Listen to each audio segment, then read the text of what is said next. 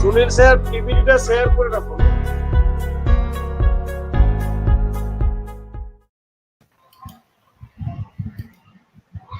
Good afternoon, everybody. I am Dr. Iman Bakshi, convener of this webinar. I welcome all of you to this online platform. Today we are here to attend a national webinar organized by the Department of Geography, Heromo College, in association with the Internal Quality Assurance Cell of the college. The topic of the webinar centers on future trends of research in geographical studies. There is no denying of the fact that geography is a dynamic subject and it is changing day by day. From descriptive account of places, the discipline has come across a long way where quantification of physical, economic, and even social facts matters. Here, application of various technologies has become almost imperative for making spatio-temporal analysis. The geographers community throughout the world has been practicing building of models using various software-based technologies. However, qualitative approach to the study is also highly appreciated. Research in geography nowadays has really become multidimensional and interdisciplinary in nature. Today, we have two eminent speakers with us. Both of them are authorities in their own field. Our first speaker is Dr. Sunil Kumar De. Presently, he is a professor and head of the Department of Geography in the Northeastern Hill University in Shillong, Meghalaya. Today, he will talk on trends in geomorphological research and technologies, past, present, and future. Our second speaker is Dr. Shonot Kumar Buchai. Presently, he is a professor of the Department of Geography, University of Burdwan in Burdhaman, West Bengal. In this webinar, his topic of discussion is Lensing Society through Spatial Ontology, Research in Social Geography. I think there is no utility in elaborating my words. Our speakers are already there. They are really resourceful persons. They will throw light upon the research trends in the discipline of geography from different perspectives and will enrich us. Before starting the lecture session, I would like to call upon Dr. Nobonita Chakraborty, Principal of Heromo Chandra College, and request her to deliver the welcome speech. In this connection, I would take an opportunity to say only a few words about her. I have rarely seen an enthusiastic person like our principal in my professional life. She not only encourages us to make various academic endeavors, but also makes active participation in paving way for successful materialization of such efforts. Thank you, madam, for your sincere cooperation. Now it is over to principal, madam.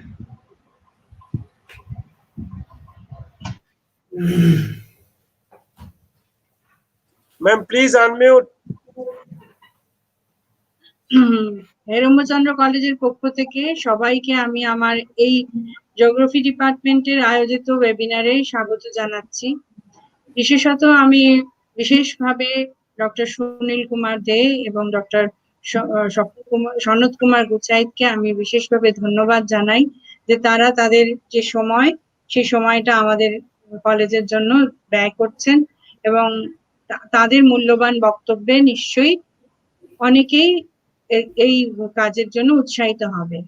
এখন আমাদের যে অবস্থার মধ্যে দিয়ে আমরা চলেছি সেই অবস্থার মধ্যে আমাদের অন্য কোনো উপায় এখন আমরা পাচ্ছি না বলেই আমাদের এই অনলাইনে যে চর্চাগুলো শুরু হয়েছে সেটা কোথাও একটা সম্পদ হয়তো সুরক্ষিত থাকার জন্য জিনিসগুলো তবু আমাদের কাজে লাগবে পরবর্তীকালে। এখন এই অবস্থার মধ্যে দাঁড়িয়ে জিওগ্রাফি ডিপার্টমেন্ট তারা এর আগে আমাদের কলেজের তরফ বিভাগ থেকেই তারা 2-3টে এক্সটেনশন লেকচারের আয়োজন করেছিলেন, যেগুলো আমার পক্ষে আমি খুবই খুশি হয়েছিলাম, কারণ সেখানে তারা স্টুডেন্টদেরকে ইনভলভ করেছিলেন এবং স্টুডেন্টদের জন্য করেছিলেন, যে অর্থাৎ স্টুডেন্টরা যাতে উপকৃত হয় সেরকম তাদের বিষয় নিয়ে এবং সেরকম ভাবে তাদের বোঝার উপযুক্ত করে যে ওয়েবিনার গুলো তারা করেছিল নিজেদের মধ্যে থেকেই করেছিল, সেটা খুবই উৎসাহজনক ছিল এবং কোথাও একটা স্টুডেন্টরাও কিন্তু এই জিনিসটার সঙ্গে তারাও জড়িত হয়েছে এবং তারা উৎসাহিত হয়েছে। আমার ধারণা নিশ্চয়ই আজকের এই যে ওয়েবিনারটা আয়োজিত হয়েছে সেখানেও নিশ্চয়ই অনেক ছাত্রছাত্রী আছেন, তারা নিশ্চয়ই এইটাতে যেহেতু তারা অভ্যস্ত হয়েছে তাই তারা উৎসাহিত হবে এখানে শুনতে। এবং আজকে ওদের যে বিষয়, সে বিষয়ে উপরে বলবার কোন রকম ক্ষমতা বা স্পর্ধা আমার নেই, কিন্তু সেখানে একটা জিনিস ঠিকই যে আমরা ভবিষ্যৎ কি করব, ভবিষ্যতের দিকে তাকিয়েই তো মানুষের জীবন চলে। তো ভবিষ্যতের দিকে তাকিয়ে যে সেখানে আমাদের এই যে জিওগ্রাফি পড়া, সেই জিওগ্রাফি থেকে আমরা কি কি আমাদের পরবর্তীকালে কি কি গবেষণা পাওয়া যেতে পারে, গবেষণা থেকে আমরা কি কি জিনিস লাভ করতে পারি, তথ্য লাভ করতে পারি। এখন যে কথাটা ইমন বললো যে এখন জিওগ্রাফি বা জিওগ্রাফি শুধু নয়, যে কোনো সোশ্যাল সায়েন্সই এখন আর তার বিষয়ের মধ্যে আবদ্ধ নেই। একটা জায়গা থেকে তারা অনেক কিছুর মধ্যেই কিন্তু সবাই সব স্ট্রিমে ছড়িয়ে পড়ছে, একে অপরের হাত ধরে কাজ করছে। এই সময় দাঁড়িয়ে যখন আমরা ভবিষ্যতের গবেষণার দিকে তাকাবো, ভবিষ্যতের দিশা যখন আমরা দেখতে চাইবো, তখন এই ধরনের একটা ওয়েবিনারের মধ্যে দিয়ে নিশ্চয়ই আমরা অনেকেই উপকৃত হব। আমি এই ওয়েবিনারের সাফল্য কামনা করছি। আমি চাই যে এরকম এই ধরনের যে ওয়েবিনার সেগুলো আরো আয়োজিত হোক, মানুষ আরো সমৃদ্ধ হোক, এবং আপনাদের মতো গুণীজনদেরকে পেয়ে নিশ্চয়ই আমরা খুবই খুশি, এবং আপনাদের কথা শুনবার জন্য নিশ্চয়ই সবাই আগ্রহে অপেক্ষা করছে। আমার কাজ এইটুকুই, আজকে আপনাদের অনুষ্ঠান শুরু করা হোক। ইমন?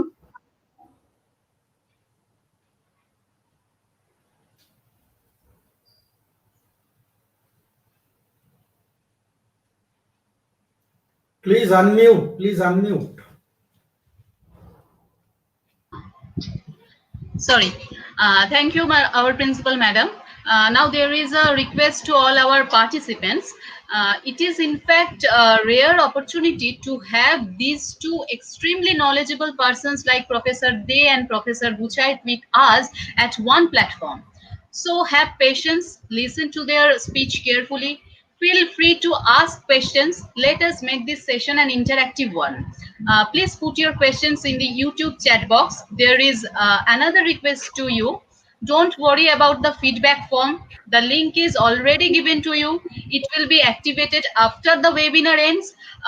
Now it is over to Bashov Datta Ghosh Choudhury, my colleague.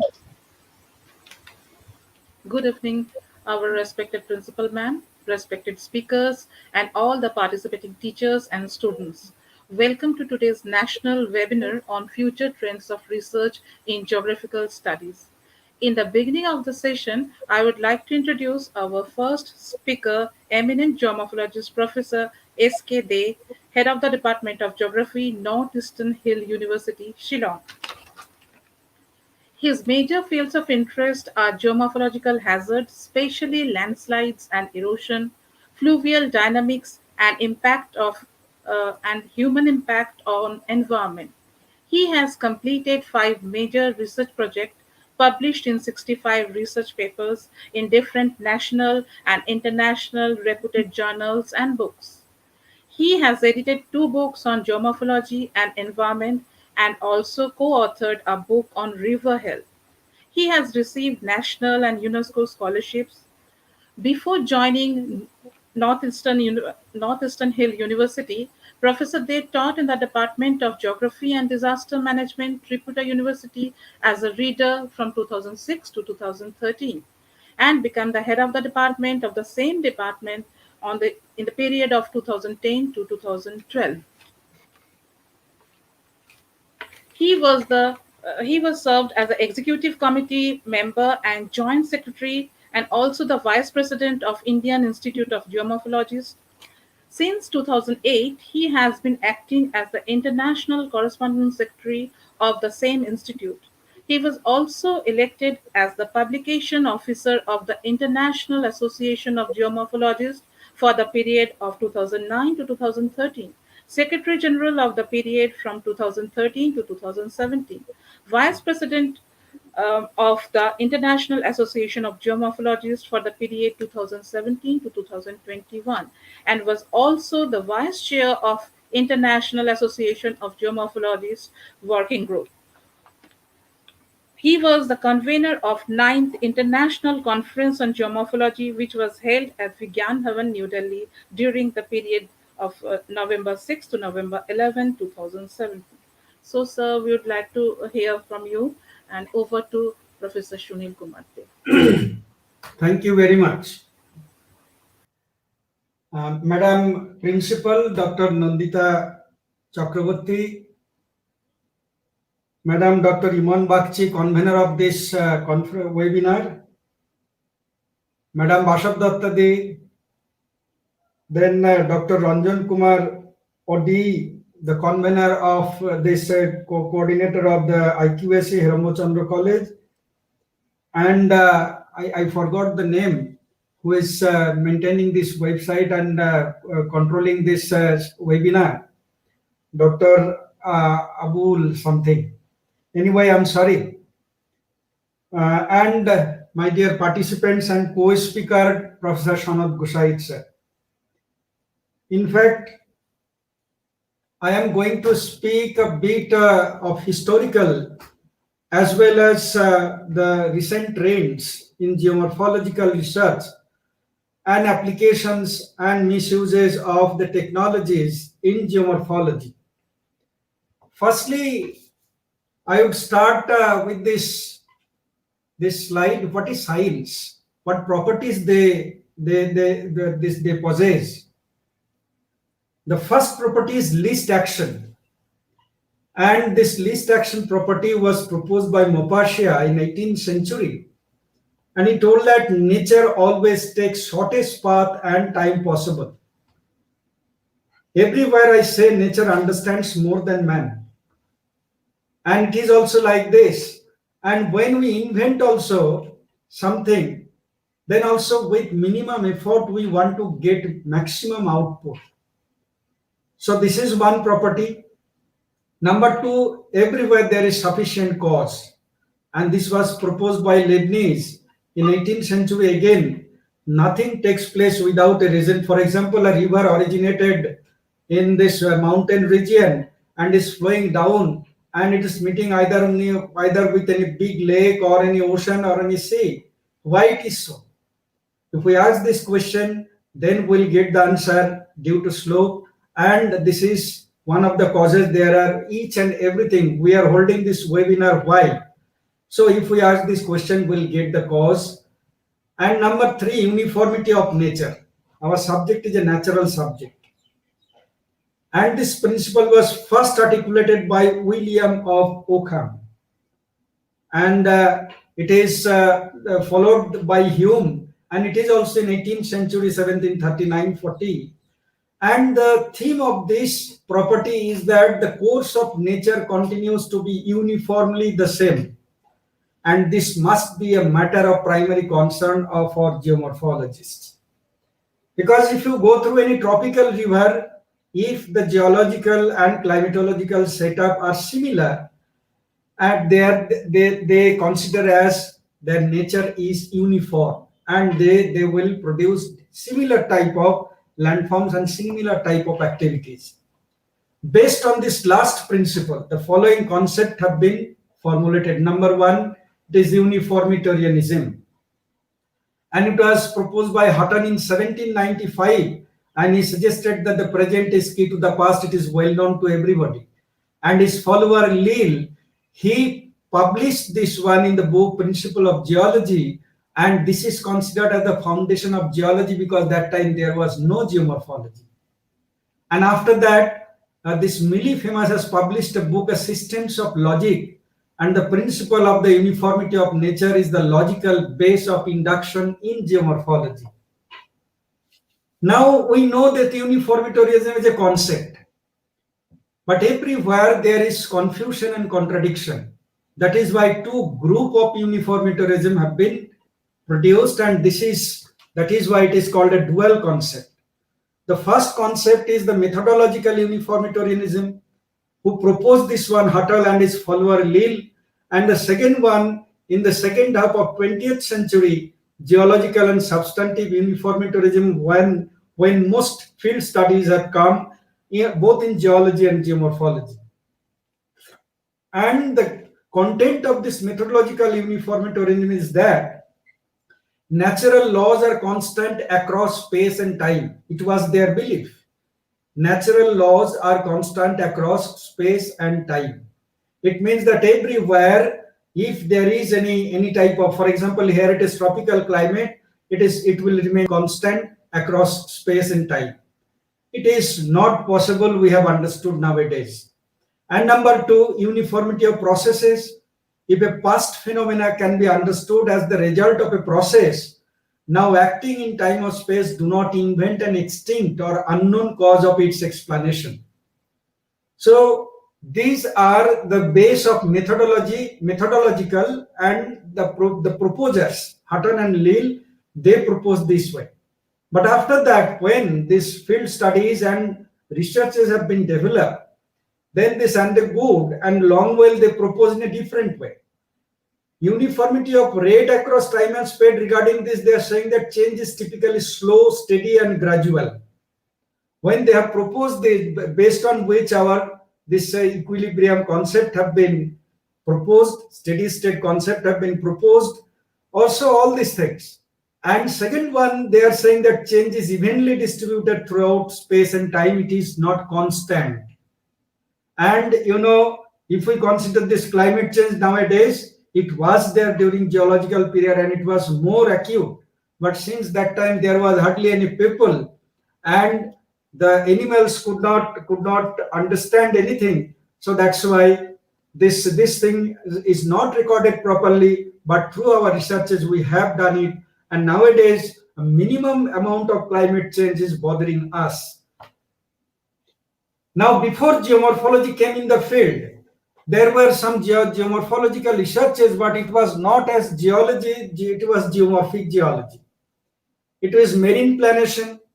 There was some contradictions also. Somebody said that this emergence is the main cause of planation along the marine coastal areas, but Ramsey says that it is submergence and marine transgression. Similarly, in glaciation also, Agassi, this is you can get it through Thornberry's book also. This Agassi was the champion in the history of glacial and this different types of glacial periods. And number three, diastrophism. And this diastrophism in the 19th century ended. That time, there was hardly any geomorphology, there was hardly any concept. That time, catastrophism used to be considered as the concept in this field, and this is exogenous, of course, but they have integral relationship with this in the catastrophe integrated with geology and climatology. Now, geomorphology, if you go through Thornberry's book again, I will say, you will find that geomorphology this term was coined by Maggie and Powell in the same year in the International Geological Union. But this is not correct. I will show a book at the end, and through that book, that the author of that book had visited 135 countries, consulted more than 120 libraries related to geomorphology. And it is not unlike us. If you go to Italy even, you will find a laboratory is as equal as this library is as equal as our department. It is the departmental library. And they keep all these documents intact in those libraries. So from these historical records, he has found that Neumann, he was a German, and he used the term geomorphology for the first time in the world. So in our generation, nobody knows this one, but if you go through the book, you will get it. Neumann, for the first time in 1858, he used the term geomorphology for the first time. But it is right that Maggie and Powell, they used this term in English in International Geological Union in 1888. But after that, the friction started between them too. Who will claim that geomorphology he has coined? The latter claim means Powell claimed to it for himself and credited Powell with the term geomorphic geology. Sorry, credited Maggie with the term, it will be Maggie, geomorphic geology. So it is not purely geology.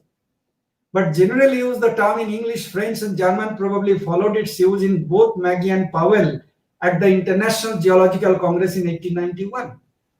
Maggie spoke of the subject as a novel, as constituting a new geology. So none of them use the term geomorphology purely. One is saying new geology and another one is saying geomorphic geology. Anyway, this term was originated from a biological term, which is morphology, which coined by Gothein, this as biological term. And this morphology, axon, dendron, all this thing, nervous system, everything, it comes under this.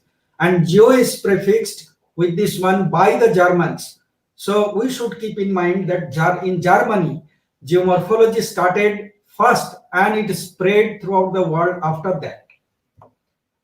Next one, this historical past, it is coming the models of landform evolution, and everybody knows W.M. Davis is the father of geomorphology, and Walter Pink, note of interrogation I have given because he is considered as the misunderstood geomorphologist, and it is for what? You will see the story, and there are documents. I have collected this thing from documents. It is due to W.M. Davis.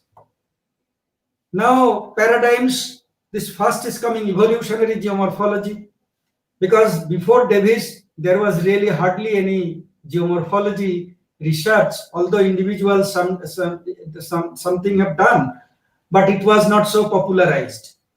And this W.M. Davis, he was an American. He studied throughout his life and taught also in Harvard University. And he tried to see everything through the Darwinian evolutionary theory. That's why it is called evolutionary geomorphology. And his main concept is landscapes evolves through time. I am not going into the details because everybody knows this one. I will come the latter part story. Stage of evolution can be determined by examining the characteristics of landscapes. And it implies that time is the critical factor in determining what the landscape looks like. So based on which he proposed this cyclic concept and this youthful, mature, and all these things that he has proposed. And next is coming Walter Pink. He did not survive for a long time, only 36 years. But within this surviving period, he published one book, Die Geomorphology and Allies. In 1924, it was in German language. Because that time, even today, Germans are very much orthodox. They do not want to speak and write English. So that's why in Germany language, he wrote it. And after that, in 1953, two of his followers translated this one, Morphological Analysis of Landforms, in English. Now he's saying that uplift and denudation are not successive processes. Denudation is concurrent with uplift. What Davis told, I will come in the next slide. Then he considered crustal processes are important, of course. Ratio of intensity of endogenetic and exogenetic processes is the key. Both processes are key in geomorphological evolution. Then these intensities are constantly changing and there is no one successive generation of landscape forms. It means that landscape cannot generate in a particular time period and in a particular cyclic period. It is not totally right. So now friction started. What type of friction? Pink, he is saying on Davis. Davis proposed that cyclic concept does not include endogenetic processes because Davis was pure geomorphologist. He wanted to establish exogenetic processes as the geomorphological evolution. So he committed, of course, from this point a mistake. Then rapidly uplifted, during which no denudation processes occur. Davis what said? Firstly, upliftment will take place. It means that Himalaya will rise and then erosion will start. This is not also correct. Number 3, once denudation process begin, block mountains at rest. When denudation process will start, after that only block mountain will be the rest part or the ultimate product of that one. This is also not also right. And he applied his theories in Appalachian, in rocky hilly region. It was a special case, and he tried to formulate as a general rule as a cyclic concept.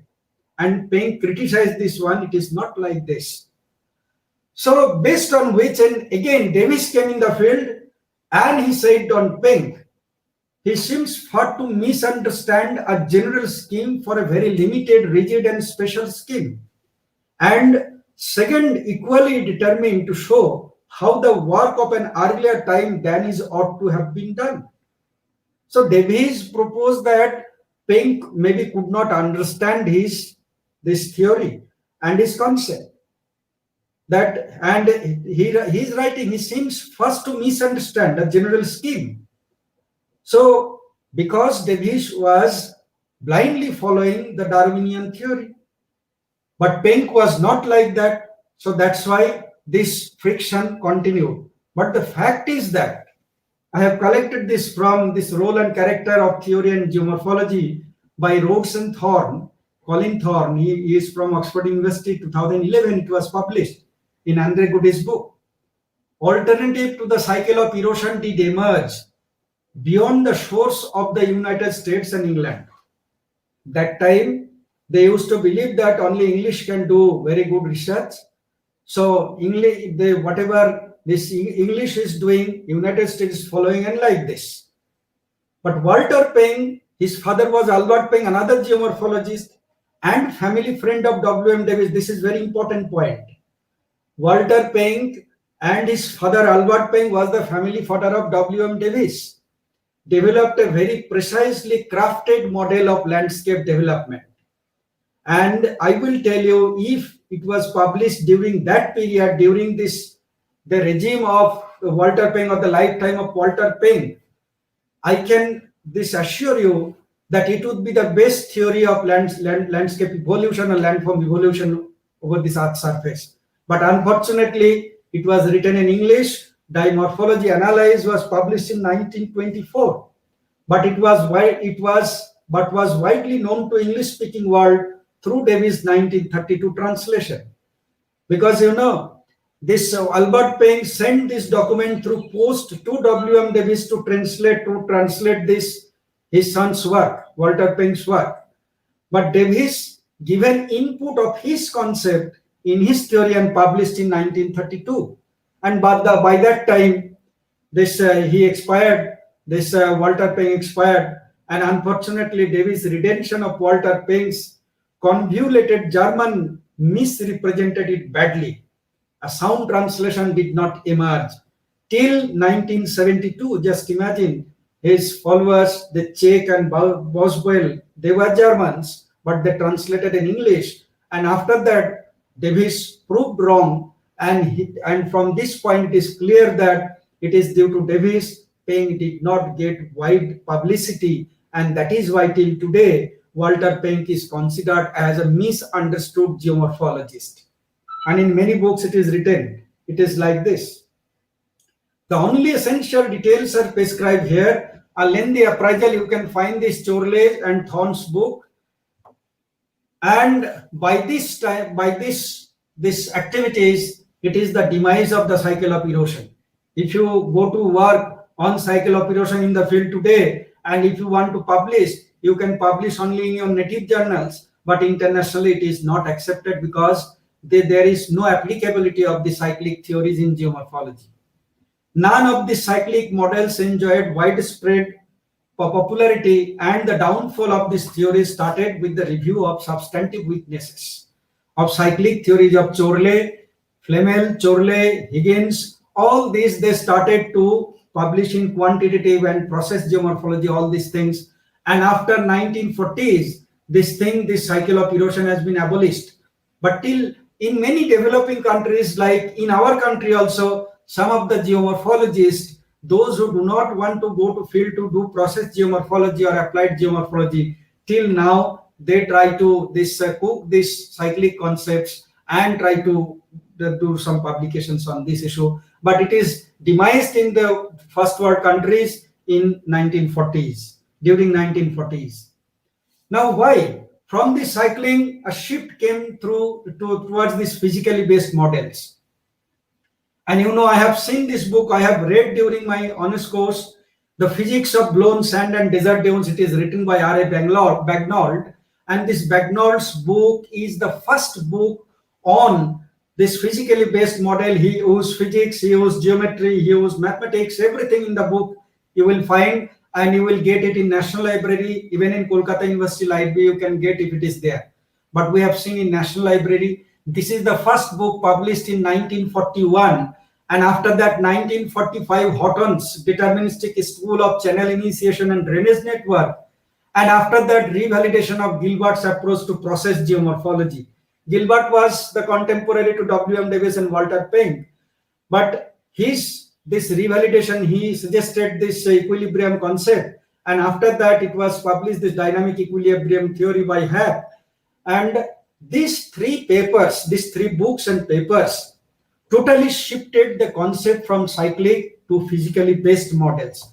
And that is why there's a clear shift of geomorphological ideas with an alignment with mainstream scientific methodologies combined with individual conceptual breakthroughs such as magnitude, frequency clearly took the process of geomorphology out of Davissian thought. So today there is no value of Davissian thought. Now, this is the initiation of process geomorphology from 1950s, 1960s. 1950s means from 1941 to 1950. And I showed the name title of the books. This is the emergence. But after that, this siren call change came from the Strahler's paper, Dynamic Basis of Geomorphology. This is one of the most landmark paper to change this geomorphological concept during 1950s. And he argued for the study of geomorphological processes. Without processes, there is no value of geomorphology. Only structure, process, and stage does not serve any purpose of geomorphological research. So it is as manifestations of various types of shear stresses that act upon earth material to produce processes of erosion, weathering, transportation, and deposition. So all these processes are regularly this changing the face of the earth. In other words, geomorphology should be grounded in fundamental principles from physics, Newtonian mechanism, and from chemistry, a position consistent with the work by Houghton and Bagnold. Then statistical model relating discharge to the component of weight, depth, and velocity. Leopold is from United States, but after that, they rejected Davissian concept and they came in the field with the models. And this model they have done through collecting data from the field, that how discharge is related, river discharge is related with river depth, river width, and river velocity. And this is followed by empirical statistical models developed by Strahler, Melton, Marisawa, and many others, Heidegger, many others in the field. And after that, Chorley, he had shown that we should establish the relation between the processes and forms and the present day topography. Of course, these topographies have been formed through different types of processes. Now, in this phase, I told you, John T. Hack's dynamic equilibrium got wide popularity. He published in 1960 for the first time, but a little bit modification he has done in 1975. And just I will show, not explain. This Davissian geomorphology and time as dominant factor till 1960s. John had proposed landscape development occurred similarly to the way Gilbert, the contemporary I told you, had inferred that the landscape was in equilibrium between driving and resisting forces. These are very important. If any area is composed of very hard rock, naturally the rate of changing the topography will be very less. And if it is soft rock, it will be more frequent, more fast. And how this topography will change both in this hard rock and soft rock due to driving forces. What are the driving forces? Several. Climate is a driving force, human activity is a driving force. There are several exogenetic driving forces. Now, Hack recognized, however, that there was considerable variability in most geomorphic systems, and this is called dynamic equilibrium. So there is a balance between these driving and resistant forces, and once overcome, balance must be re-established under the new conditions. Although nowadays this dynamic equilibrium is also being revalidated. This dynamic disequilibrium has come now. Now these are the common theories. I am not going into the details. Equilibrium and time, there is steady change, graded time, cyclic time, all these changes. It was proposed in dynamic equilibrium concept. Now after that, a phase came, quantitative phase. And in this phase, statistical applications, statistical modelings, then mathematical modelings, then this many other types of models have been introduced in geomorphology, and most of the morphometric techniques have been introduced in this phase. And this geomorphology became infused with detailed field measurements of processes and morphological attributes. We go to field. Nowadays, if you think that you will learn geomorphology sitting in your classroom or in your closed door, it is next to impossible, because without going to field, geomorphology cannot be learned. And when you are going to field, you must carry some instruments for measurement, processes, morphological attributes, all these things you will have to come, you will have to study, and then and only then you can publish anything in geomorphology. A gradual transition occurred from the use of statistical models at the beginning of this period to increasing development of mathematical, physically based models towards the end. And this model, till today we are using, but very limited way. A major conceptual development during this period was the introduction of concept of geomorphic threshold, and the idea that episodes that abrupt change can occur in systems as thresholds are transcended. For example, what is threshold? I will tell you that the river is uncontrolled. The sediment is flowing naturally according to the carrying capacity of the river. Now, if you construct one barrage or dams across the river, naturally the natural discharge and sediment flow has been disturbed. And in the upstream side, the threshold limit has been increased. And when you are opening this gate, the lower part is severely affected. So each and every natural or geomorphic agent has a threshold limit. If it crosses that limit, then abrupt changes can take place. So threshold may affect system response. Naturally, the whole system will be affected. And there are so many examples of this change in threshold and this system response. For example, flood occurrence due to human activities is like that. Now I'm going first because I have 15 minutes time. Conceptual modes of disequilibrium dynamics, it has come now. This Ullman and Gerson in 1978. So before that it is equilibrium concept. Now it is dynamic disequilibrium has come, and Dennis Brunstein and John Thorns, they have published in 1979. And this Thorns and Brunstein, they have also a new theme in geomorphology through this one. This is it is called this geomorphic sensivity. And this geomorphic sensitivity, because all areas, if any area is composed of similar type of geological structure, but the climate is different, so the formation of topography will be reacted differently. So that is why it is very difficult to get any equilibriumity in this one. So that is why it is called disequilibrium. Next one, and this is the model of quantitative, this model construction. You will have to study the process. It is called noise, and process number one, measurement, and number two, physical laws. You will have to see measurement of data handling, then quantize samples, structure, all these things you will do to prepare models.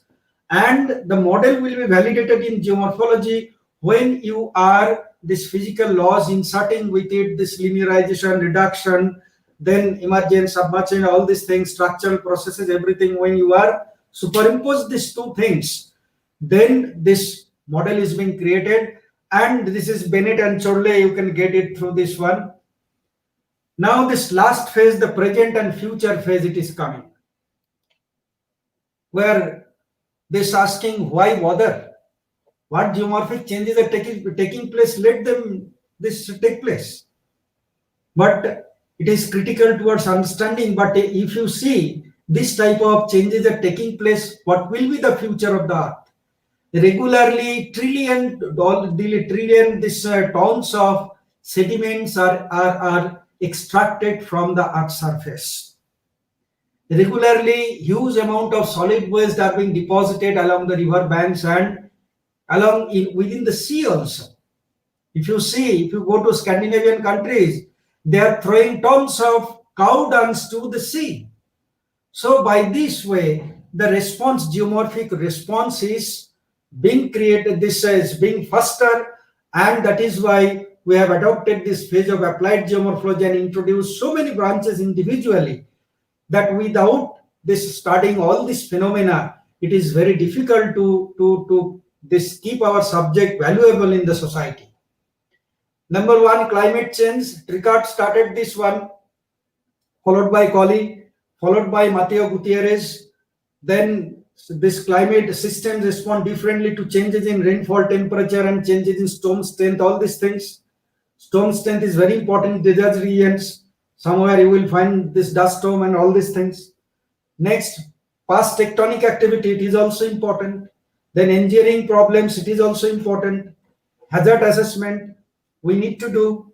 And stratigraphic measurements, it is also need to do, because all these changes can affect the surface of the earth, and that's why the change of the surface of the earth is becoming faster, and that is why the latest geological period has been termed in IGO that this can be termed as Anthropocene. So all these processes have been faster. That is why the geomorphologists felt they will divide, and already existing processes of their human beings causes changes themselves, significant elements of geomorphic change nowadays. That is why this Anthropocene came. Remove or over-steepening slopes causes mass wasting.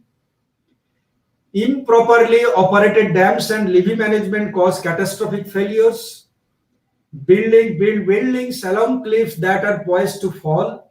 Construct jetties along coastlines that are experiencing erosion. These are some of the examples. There are thousands of examples what humans are doing to change the topography. These are some of the examples. Just see. This coastal erosion, it is natural erosion part.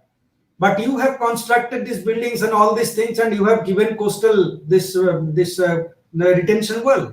But why this retention wall? The houses are going. So you should study, instead of constructing this one, constructing retention wall and all these things, you should study how far the coast can retrograde or prograde based on the past studies or past records. Without doing, we are destroying the surface. So on the basis of this, now these following branches have come, and many more branches are to come.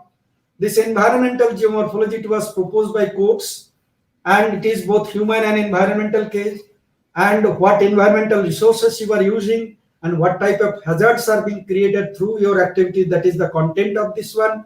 And the most important book is written by this Mario Panizza. He is from the University of Modena, from this Italy.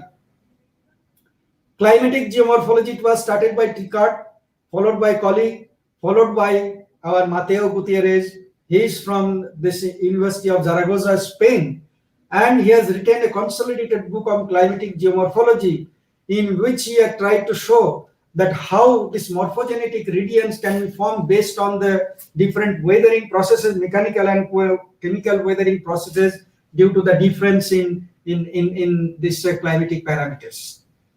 Number 3, tectonic geomorphology. You know, Burbank is the most important book in this field, and he's from Germany, and he has shown that these topographies, of course, geomorphic processes are related to this one, but many of the topographies, if you consider Himalaya, it was evolved tectonically, but topographic change are taking place due to geomorphic processes. So both of them, they have this, they coincided to form this tectonic geomorphology. Biogeomorphology, Heather Wales, and Heather Wales is the wife of our Professor Andre Goody of the University of Oxford, and he is trying to show how biological agents, including humans, all types of insects, vegetations, are changing the geomorphic processes, and geomorphology is also reacting in an anti way. So it is their mode of concern. Then anthropogenic geomorphology was my friend Lotsi Denis from the University of Pécs, Hungary. He has published the first book. And this anthropogenic geomorphology means that how far these human activities are affecting this Earth's surface and how far it can do and what type of changes may take place. It is very close to environmental geomorphology, although a part of environmental geomorphology, you can say. Lastly, this next is geomorphology and society. This is Mike Meadows. He is going to be the next president of the IGU from South Africa. And he has published one complete book on geomorphology and society, because we'll have to validate our subject to this to the society, so that society can understand that geomorphology has value. Then connectivity and geomorphology. This is Ronald Poppel. He proposed this one, and he has published one book on this one, that how all types of geomorphic activities are connected with one another. So that is why he has proposed this connectivity and geomorphology, and many others to come. Just few I have mentioned. Now, changing technologies, I will come. Why technology is needed? Now, we have to understand first what are the fields of geomorphology, and then we'll understand that why technology is needed.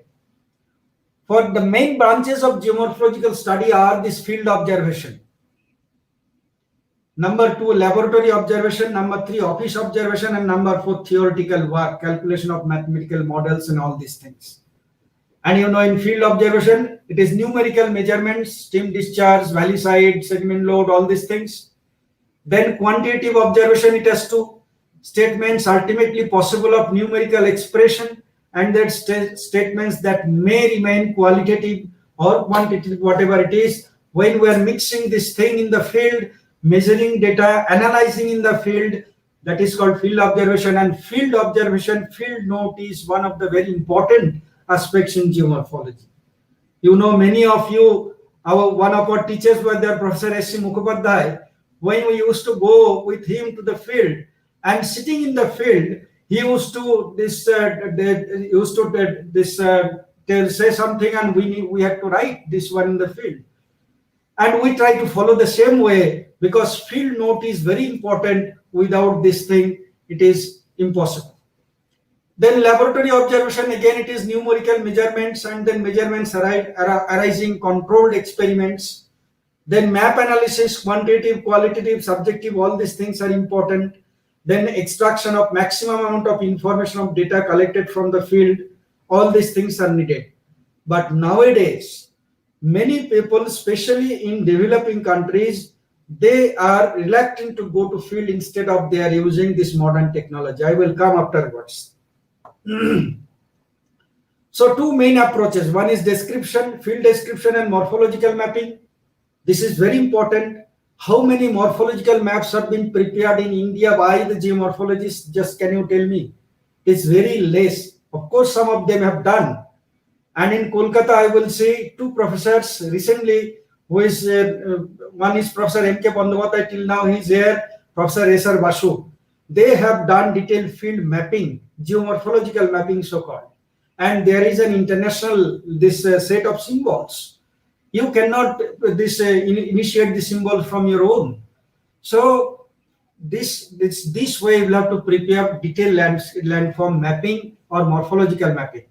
Then mathematical representation, it is geomorphometry, and everybody may not be acquainted with the quantitative techniques, but if you can mix both of this may be a good one.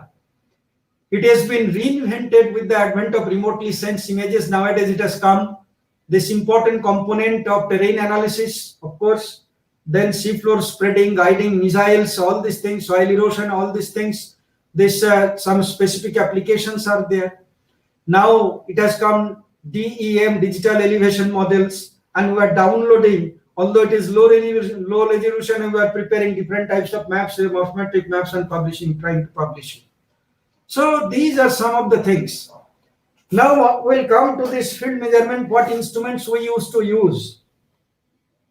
Madam, can I take 5-6 minutes more, because discussion time was 15 minutes, it is 5:15. So can I take 5 minutes from the discussion part? Hello? Yes, sir, of course. Okay, thank you. This field equipment, and everybody knows we used to use the stationary equipments, field compass and paper, pencil, all these were traditional ones. And these are some of the traditional equipment. This is dumpy level, digital dumpy level, of course. And the students are working and taking this field measurement across the river. Nowadays, do you know this? You can take the width of the river through digital instrument automatically. No need to cross the river, no need to go there, here and there, like this. These are some of the traditional instruments: binoculars, map, excavation tools, and these are the equipments we used to use. And when I was teaching as a part-time teacher in Vidyasagar Evening College, we have seen Professor Arnab Mishra, he kept a big bag and everything was there. Nowadays, do you see this cassette recorder? Now it has come CD, DVD, and then UD is coming in the market, very small, ultra disc. It is on the way. These are manual, these gauge stations. These were the traditional equipments. This is Brunt and Campus. Our scholars are measuring in the field. And this aerial photography, many people say that it was invented in 20th century after the invention of this John Wright's aeroplane and all these things, but it is not right. You see, this photograph is taken from Google, and it is a May 25, 1862. This balloon is going to this space, this upper air atmosphere, and these people, they used to go manually, and through this manual camera they used to take photograph. So aerial photography since 19th century using balloon, birds and many things, it was there. But the technology is changed. Now 1959 to 1970, this corona satellite image, although it was very low resolution, but they are declassifying and you can buy it from the satellite images from the USGS corona. Then the latest one, this World View 4, it is 30 centimeter. Just see, previous one was very low, 75 meter, and here it is 30 centimeter. You can get the real view. So this technology is changing regularly. Moreover, field equipments, just see GPS. In 1995, this April 27 has become a widely used aid to navigation worldwide. Before that, if you wanted to use GPS, you needed to take permission from the military or Air Force. Even I know during this period, 1970, 1998, 99, when was going to field, the North Bengal University bought this GPS satellite and they got permission from the military base of Siliguri. And that time I first saw this one. But nowadays, your mobile even has GPS. You can download it, GPS Essentials, and you need not to buy any extra device for this one. Then total station. Our scholar, she is doing this field work with total station. Everything is there. No need to record anything. The instrument is recording and we are diverting it into computer. And I will show one map we have prepared, DTM, how can we prepare this one with software. So technological change. This is reflector of this total station. This is soil SRM, soil resistivity meter. This is also digital. No need to take any record for this one because there is a data card. You can download it in computer and you can do any type of mapping related to this resistance, soil resistance. This is accessories. Now, traditionally, this is taken from one of my publication. We have done it through manual ABNI level, this geological map of a landslide of Darjeeling Himalaya. It is called Mirik landslide. And each and every, this map we used to stay, we stayed there for 7 days and prepared this whole map. 7 days, just imagine. And nowadays, this is morphology of Mirik landslide, this contour we have taken through. This is the geological map through this ABNI level and Brunt and Compass, and this is through ABNI level purely 2 meter interval contour. Just imagine, we used to stay long time in the sand. These are the records we have collected both from the field and the literature and these effects, and after that prepared this block diagram. Everybody has done it. This was the traditional one. But nowadays, just see the record of this total station we have plotted in ListCAD software and converted into to this 3D mapping, this DTM, everything you can. This is DTM. You can prepare everything, and it is exactly matching with 100% accurate. Your manual, there is a possibility of accuracy, but here it is 100% accurate. So this way the technology has changed. Now this, although India has also developed so much in satellite technology, and it was started by Vikram Sarabhai, and just imagine nowadays India is one of the leading satellite technology this based country in the world, but somehow in some places we are lacking in the application part. Why? Just I will show two things. Number one concept, geomorphological information system as tools in geomorphology. But many of us, after training, after taking this diploma training or certificate course or even MTech course in GIS and remote sensing, they think that this is the only science. They forget this basic science. I will show one example. This is a paper published by one of our friend Takashi Oguchi. He is the corresponding author from the University of Tokyo, and he was the editor-in-chief of Elsevier Geomorphology. See the title of the paper. I am not going into the details. See the title of the paper. Channel braiding and stability of the Brahmaputra River, Bangladesh since 1967. GIS and remote sensing analysis. And in our country, if you see many of the papers, many, not all, I am saying some of the good papers are also coming from India. That is also right. In our country, they are writing, for example, one paper, this changes in land use, land cover due to urbanization in this area. And in the text, if you see, they have calculated this NDVI index, they have calculated NDVI index, that index, that index. What is the necessity of this one? When you are giving one land use, land cover map, then it includes everything. Then what is the necessity of giving one? Then when the review gone, then they were reluctant to delete this one. They have taken so much pain to prepare all these maps, but they do not want to delete this one, whether it is meaningful or meaningless. By this way, I would suggest, I had given a lecture in Allahabad University how to write good geomorphology paper. It's about 1 hour 40 minutes lecture. Till now it is in this Facebook. But I would suggest you that at least some of you come forward, try to learn that what is the use of this technology to develop your basic subject. Do not consider this geospatial technology as a subject, but it is a tool to our subject. We can improve our subject basically to use these tools. So with these words, I think this book I would propose. This is written by Yaji Yatsu, and he had given me on the right side, he had given me with a copy in 2001 when I was in Tokyo, and he requested me that at least you go through the book and write a few lines about the book. So after that 2-3 years I did not find time to go through the book, but when I went through the book, the whole idea of geomorphological research have been changed, at least with me, and he has cleared most of the confusions in geomorphology, what are distributing by the common textbooks and what is real. And he has a wide experience in visiting different libraries. But he has passed away in 2019. But after that, of course, before that, after 2-3 years, I had written a few lines to him, and till today I keep his letter. But I consider he is a fantastic theoretical geomorphologist. So with these few words, I thank you very much for your kind attention. And this is a book, this river health, we have introduced in the subject.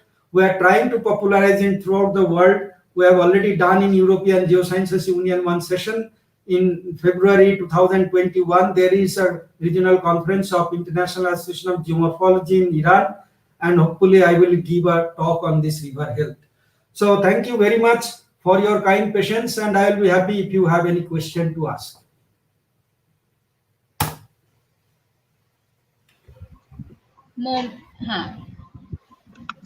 Thank you, sir. Thanks for this informative session. Thanks a lot. I am Momita Ghosh. On behalf of my college and my geography department, I am conducting the question answer session. Viewers, you may put up your questions on the chat box. Let's start our question answer session. Sir, Please, first some of question them, is from Deborshi Ghosh. He wants to know, is the application of system theory still acceptable in modern geomorphology? of course, general system theory is every time acceptable. Okay, sir. The But next question is, I cannot answer one question because I am not a technologist, I am a geomorphologist. How to use transaction quadrants for landscape survey? I cannot answer this one. okay, sir. Thank you. Our next question is from Lopamudra Basu. Is it possible to do physical research work without visiting the place? If yes, then methodology. It is very difficult to do any type of physical research in geomorphology. I am concentrating on geomorphology, not any type of other research.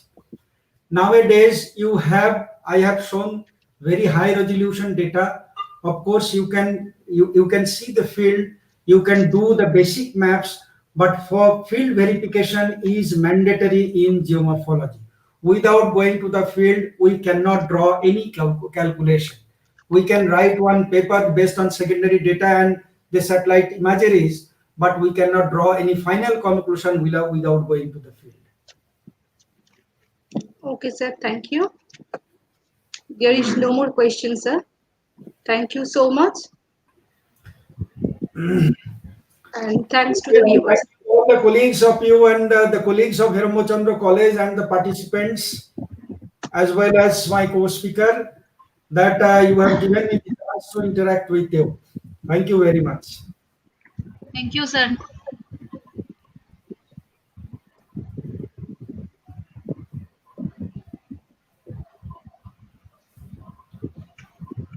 I think I have finished on time. Sir, exactly on time. Because David started with time, no? Yeah. You are on perfect time. Yes. Sir, there is another question for you. This is, wait for a minute, sir. Momita? Pradeep Pal. Yes. Yes. What relation between geomorphology and the remote sensing? This is, I told many things, this is childish question. Remote sensing supplies you the materials based on which you can do your basic research of geomorphology. For example, you can collect this data through aerial photograph, through drone, through this your satellite imageries, all these things, and this will be helpful for preparing your basic maps, basic database, based on which you will have to develop your subject, or you will have to identify the problem, you will have to analyze the problem. Many of us, we write this thing that results and discussion, but in methodology they are writing some usually useful methods, of course, data sources they are writing, but in results they are just interpreting this data. This is called result. But when we'll ask the question, why this result, what may be its impact, all these questions we'll have to answer individually according to the character of the paper. Then and only then it will be discussion why it is taking place. So when we'll ask this question, there is a paper written in 1950s in geomorphology. Why, how, where? These questions. The title of the paper is like this. I will suggest to go through this one, and you will get your total idea will be changed. So remote sensing materials are supplying your databases, and you will have to apply your geomorphic knowledge for finding out the problem, analyze the problem, and to conclude on the basis of this one. So of course there is a relation between geomorphology and remote sensing, but remote sensing we do not consider as a subject, it's a tool.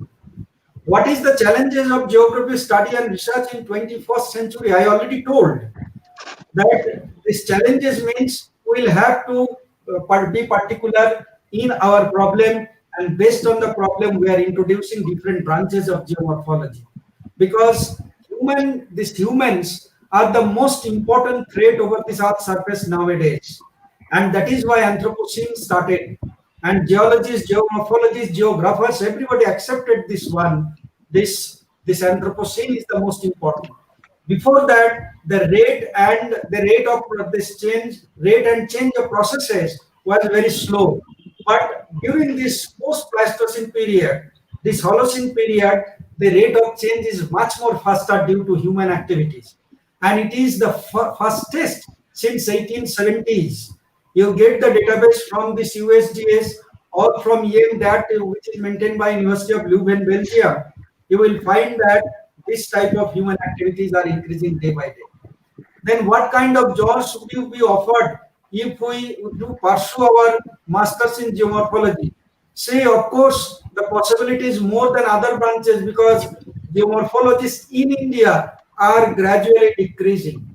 In other countries, it is increasing as this earth system sciences they have introduced. But in India, very few geomorphologists you will find. So your possibility will be, of course, more than any other branch of geography. Difference between climatic and climatogenetic geomorphology, it is also almost similar. Climatic geomorphology is that when geomorphic changes are taking place due to climatic parameters, but when you are identifying any source of any type of topography due to climate, then it is climatogenic. So these are the basic difference. Which part of geomorphology will be ideal to choose for conducting research in geomorphology? Any branch, any branch. If you see, I am doing on landslides, and in India nowadays you will find very few people are doing research on landslides, proper research. I'll tell you. Many people are writing paper on landslides, no problem. But this landslide science in geomorphology, it is very less. Since this river fluvial geomorphology is the widely accepted from the very beginning, and it is also right that the topographic change due to they take place more due to fluvial actions. That is why in this field you will get many this geomorphologists. But in some branches you will get very less glacier, landslide, coastal very less also. Coastal, of course, some of the geologists are doing this way. So by this way you can carry out your activities.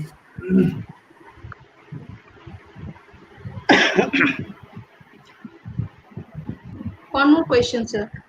I cannot speak on tourism geography. I am specialist in geomorphology. It is Professor Shonat Desai's case. Okay, sir. Thank you. Okay.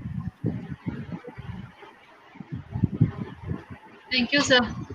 Okay. Thank you very much. Over to Hashu Didi.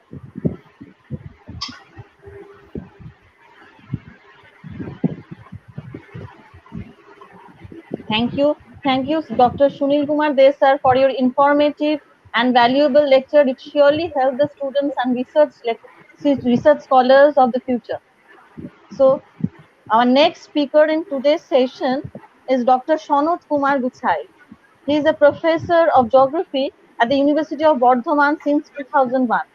Formerly, he was appointed as a lecturer in geography in the Pashkura Bonomali College of West Bengal during 1999 to 2001. His area of interests are environmental geography, social geography, and philosophy of geography.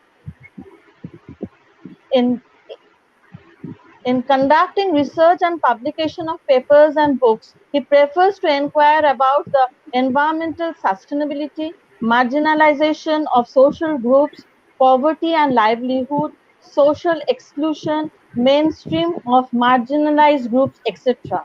He has completed UGC major research project on soil erosion, conservation, and forest ecology. Dr. Buchaith has delivered keynote address in the international seminar under Foundation Geographers and more than 50 lectures as invited speaker. Since the last 7 years, he has been deeply involved in the research context relating to social exclusion of Savaras and geopolitics of Chitmohol. He has successfully supervised 11 doctoral students and published 83 research papers in different peer-reviewed national and international journals. Today, his topic is Lensing Society through Spatial Ontology, Research in Social Geography. So over to you, sir. Thank you. Hello. Hello, am I audible? Hello.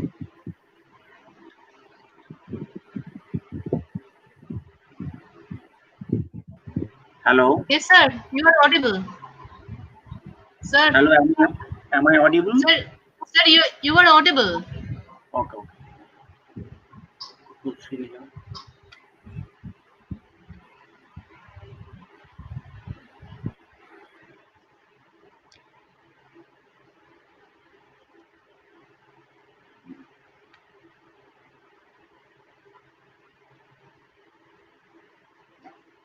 Okay. Good evening, everybody.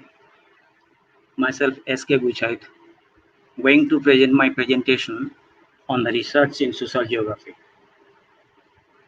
It's a proud privilege for me to speak on social geography because in the area of geography, I like to fascinate myself or read in social domain as well as the environmental geography. I therefore extend my sincere thanks to the principal of Herambo Chandra College, Navamita Chakraborty, convener Imon Bagchi, co-convener Ranjan Kumar Addi, and other organizing members of this webinar, and also Dr. Salam for giving me the opportunity to share my views in the context of lensing society through spatial ontology. Actually, we are passing through hard times. For the last 6 or 7 months, almost we are in confined in room. But to avoid the monotony and to continue our academic exercise, now we are in this platform of webinar.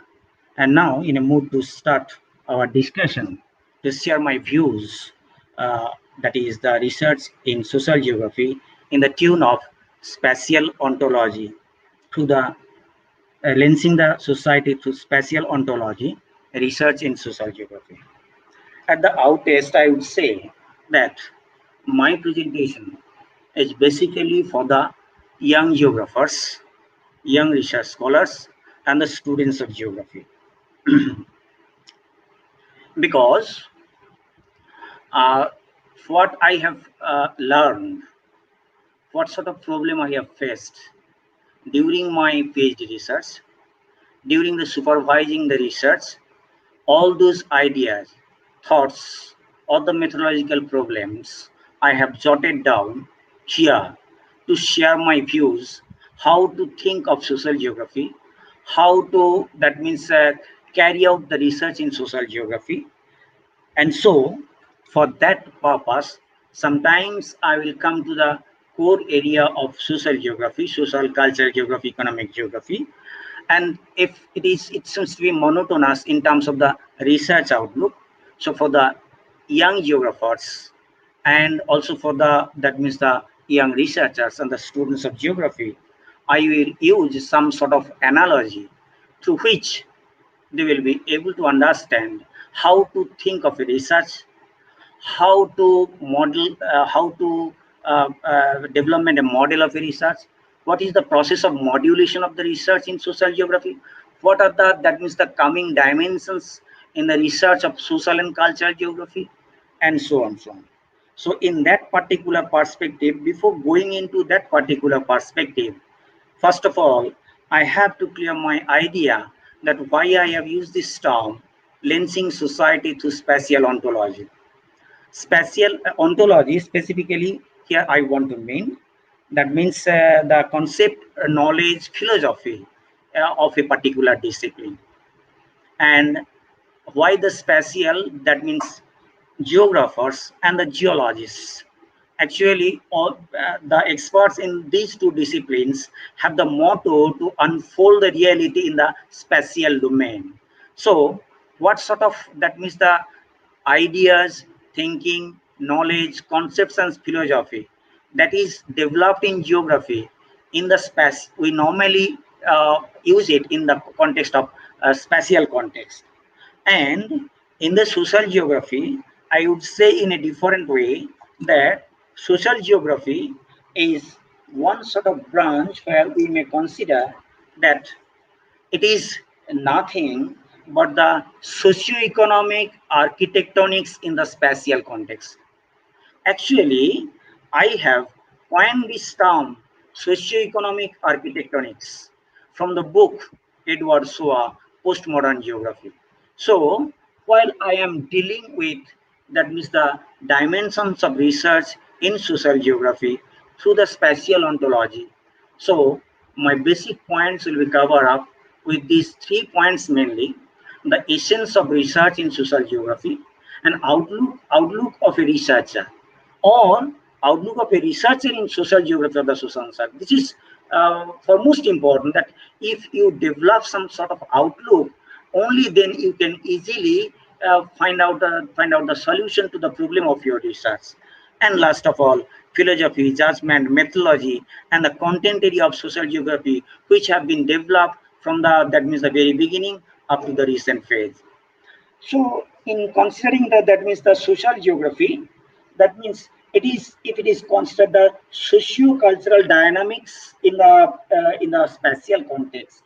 So, in that socio-cultural dynamics in the spatial context, we have to borrow the idea from especially 3 sorts of discipline, because social geography from the very beginning is intended to glean out the socio-cultural dynamics in a spatial context.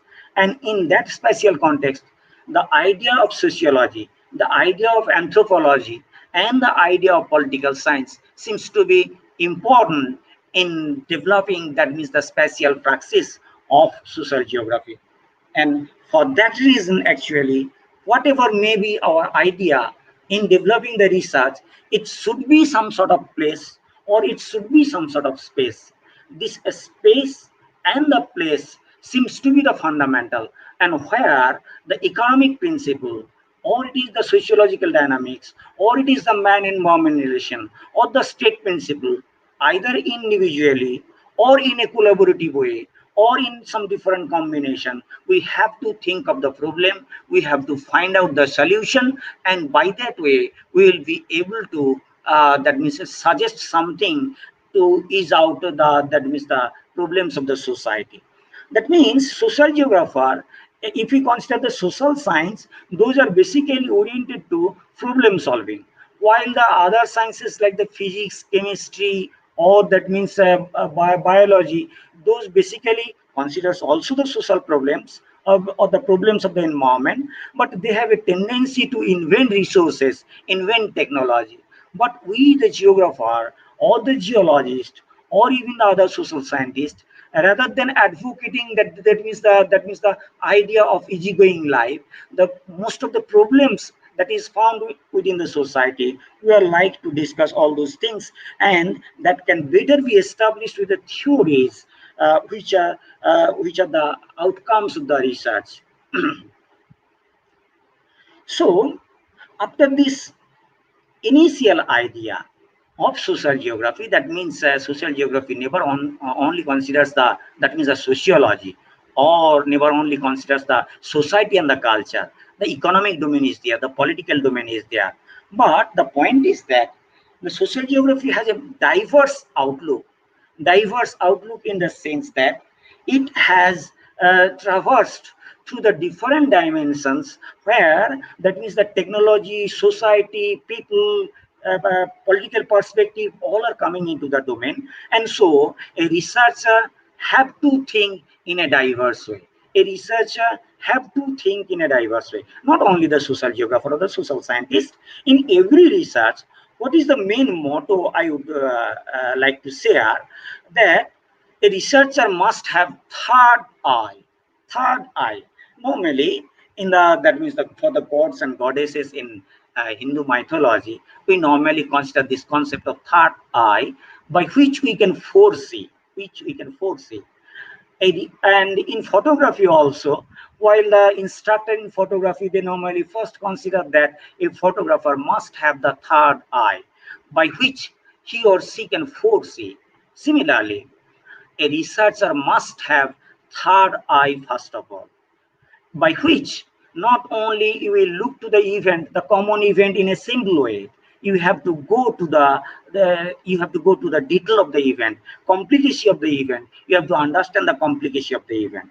And after the observation, you have to develop the perception, and it is essential in that means the social perspective of research, not only in social geography but in all other social sciences, because already Professor Sunil Kumar De has discussed that while the physical sciences are guided by the rigid laws, the social sciences are not guided by the rigid laws. The beliefs, the norms, the customs, the superstitions, and that means the other types, the human behavior, the human mentality, and the genetic behavior. All those are the important considerations which are coming into the domain of social interaction. And so it cannot easily developed by the uniformity of the rules what is normally developed in the physical sciences. And so you have to think in the social research, social science research, after the observation, you need some sort of perception. And for that perception, you need the thinking of the phenomena. You have to go to the core of the phenomena. You have to go to the periphery of the phenomena. And with that thinking, you will likely to get some sort of idea what is going on there, what is the complication there. And in that way, you can find out the solution. So this is basically, that means those type of analogy I normally use for the students. Actually, I have nothing to share my views to the expert geographers because they are able to think in that particular way. But the young geographers, I would suggest that before entering into the research domain of the social geography, you have to assimilate the other social sciences and you will develop a special praxis. And before that, you should have a notion of 4C, that means the third eye, and you have to develop some sort of habit of thinking. This habit of thinking, that means you have to think and think and think. And in the Indic language, we normally what we identify as you have to be chintamani. In that perspective, that means I would say something that in a researcher you should have some that means introspection. You should be a thinker, you should be a voracious reader. And in that context, my life experience, in my life experience, I would say that means what sharing my views to the young researchers, I would mention the name of Sia Pathak. Pathak sir, by his that means surname, he is Pathak, that means the reader, carrying out the legacy of his predecessors, and by his that means the habit, or that means the by his excellence, he is a voracious reader and the thinker, carrying out the legacy of carrying out the that means the shouldering the legacy of the journal for the last 40 or 50 years, the regional science journal. And his name is Chittaranjan. Actually, for that way, that means he is enlightening our mind for the last 40 or 50 years. That means a researcher must be a voracious reader, must be that means a thinker, and he or she have to look for something different from that of the common phenomena. And when you have the practice of thinking, while you have the practice of thinking, then you will create some sort of vibration of the horizon. And that was actually what we have got the story of Kekule in 1865. Actually, before that, the simple, that means the linear chain organic structure was developed, but the closed chain organic structure was not so much developed.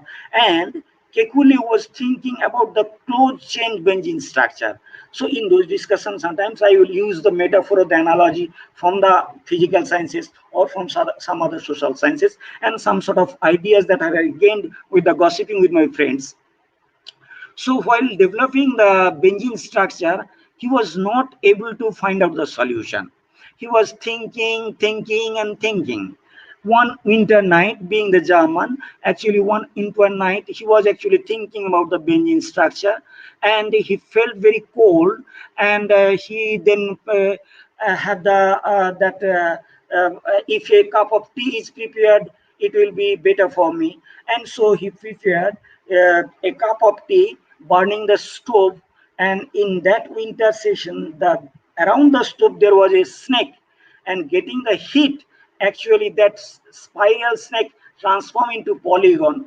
And as Kekule was thinking about the benzene structure, that means the closed cycle structure, and he observed that means the polygonal structure of the snake, and it is thought that from that event, actually Kekule got that idea of the benzene structure. So how the development of thinking habit seems to be essential for the research, especially for the social science research. And after this deliberation, I will come to that means the social research, this slide. So here a person actually is taking the atom to lightning matchsticks. So for that, he actually failed for one or two times, and lastly, he got the success. So now I am asking the question that how actually you have to develop the thinking, and how you have to think about the outcomes of the research. That why that person actually got the failure for one or three or two or three attempts, and at last he got the success. It may be that it may be that the sulfur compound was low. It may be that that means the matchsticks was in weighty condition. It may be that the friction force was not so much important. But the ultimate conclusion is that a matchsticks will go for flaming unless and until it touch the flame point. So this is the conclusion, that how we can develop the flame point for the matchsticks. It is the combined effort of, that means the sulfur, the friction forces, and the dry condition of the matchsticks.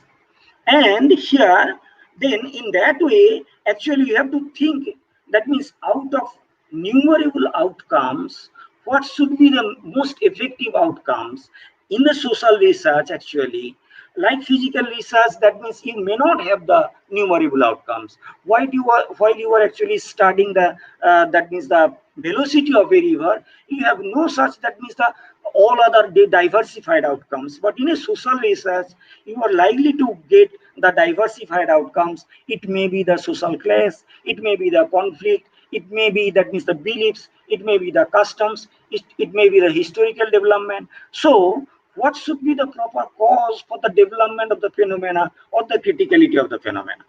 So in that way, what I am going to address to the young researchers and the geographers, that you have to think of all the outcomes, you have to go for the trial, and with that trial, you may get a success, but those trials should be logical one.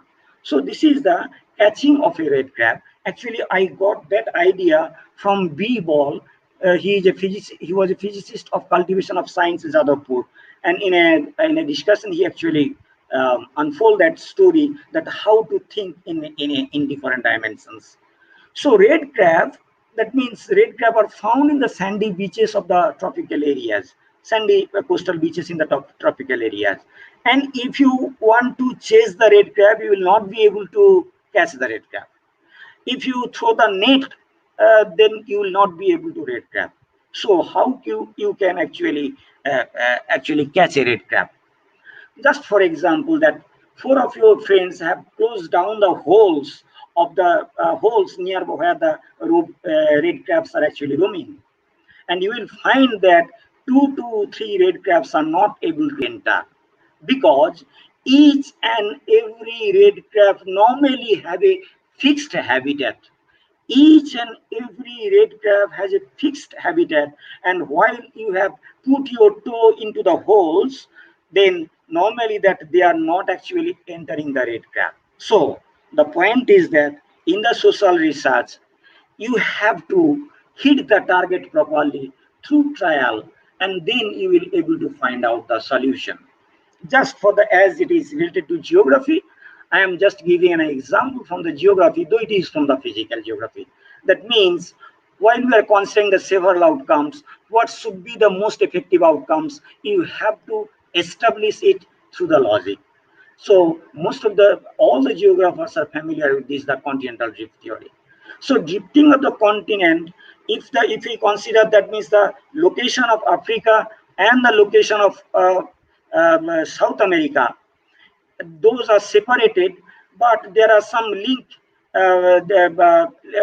If I consider that how is why there is no such link, the point the point Wagner highlighted that either they were attached or there were some land bridges connecting the Africa and the South America. Now, if there was a land bridge, so there should be at least some imprints of land bridge, which has been removed, but there should be some imprint, but there was no such consideration. So the other alternative that the continents has been drifted. So in that way, in the social geography also, you have to, that means out of the several outcomes of any problems of research, you have to consider it. Now, I am coming into the development of research in the social geography, basically in two forms of the today, that is the positivist research and the post-positivist research. So, like Professor Dev, he has told that 40 seems to be the starting point in the physical geography about the modeling, quantification, and so on. So, and from 80s there is some sort of change also, and it is not only in physical geography; it is also in all other social sciences. That is, the 40s or the late 30s seems to be the starting period of the positivist, that means establishment of the ideas in the social sciences. Though actually Auguste Maricourt established the positivism in 1829, but the point is that it was basically Vienna Circle. Those actually developed the idea of logical positivism. It was basically Popper. It was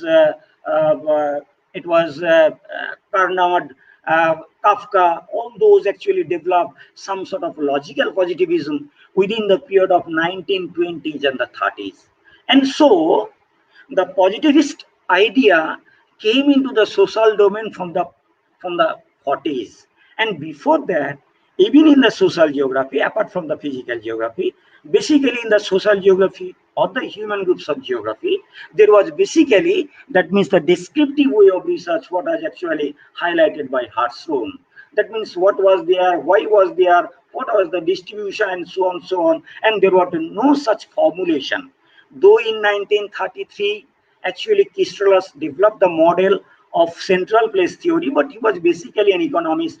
But in the geography, basically from the 1939-40 onwards, the Berry, Garrison, Giff, they actually established some sort of, that means the nomothetic approach in the with a positivistic outlook in the economic domain of the geography, which entered into the physical domain, which entered into the social domain also within the period of 1940 to that of the late 1960s.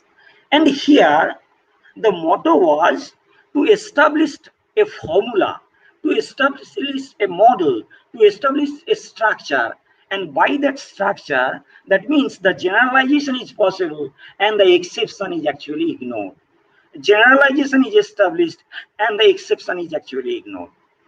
And so the consideration in that particular point was rigidity, accuracy, precision level, linear track of research, and concrete outcomes with formulation. That means whether it is the socio-economic problem, whether it is the social problem, whether it is the cultural problem, whether it is the study of the tribals, whether it is the population, always you have to develop some sort of, that means the formulation.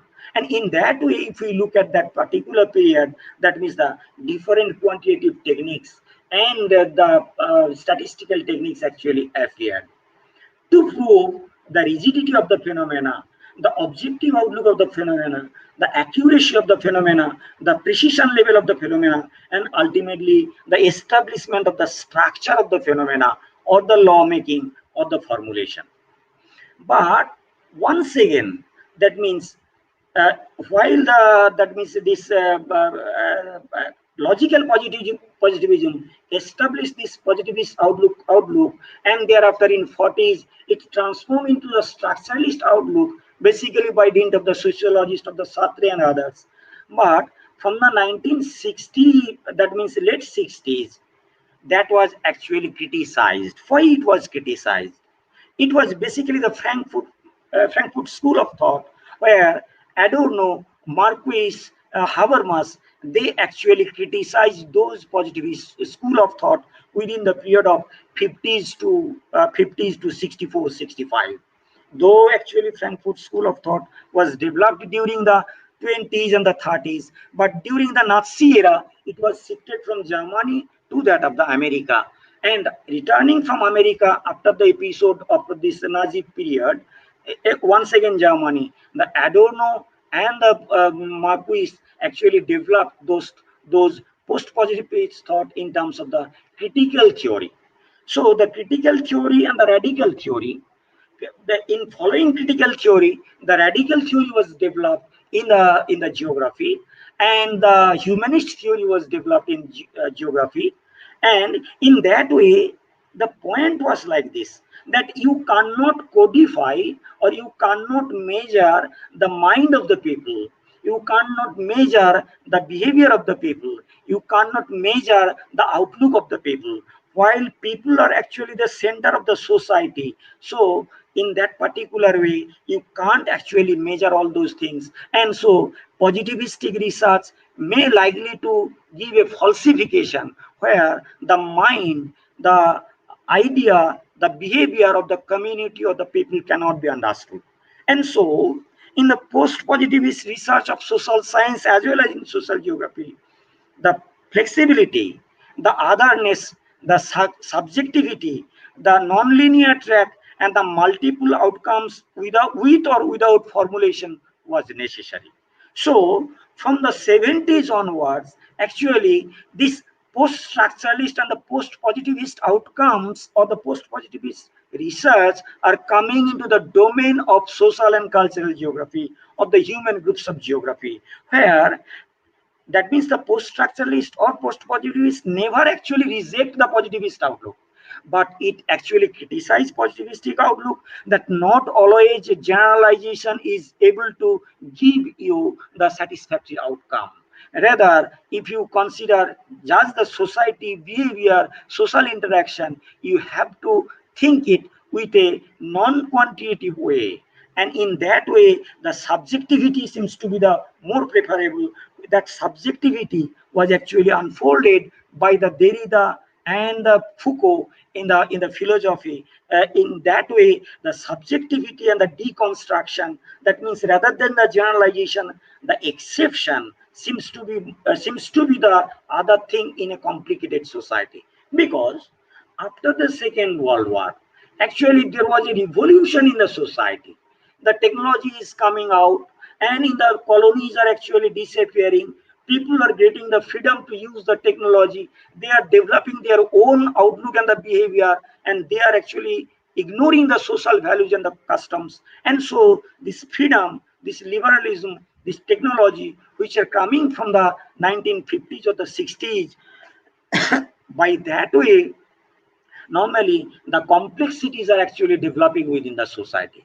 And within that complexity, you can't actually formulate into a streamlined research, and so you have to consider objectivity as well as the subjectivity, core as well as the periphery, linear track of research as well as the non-linear track of research. It may be, that means the acceptance has the value as well as the rejection has some value, and it should have some multiple outcomes.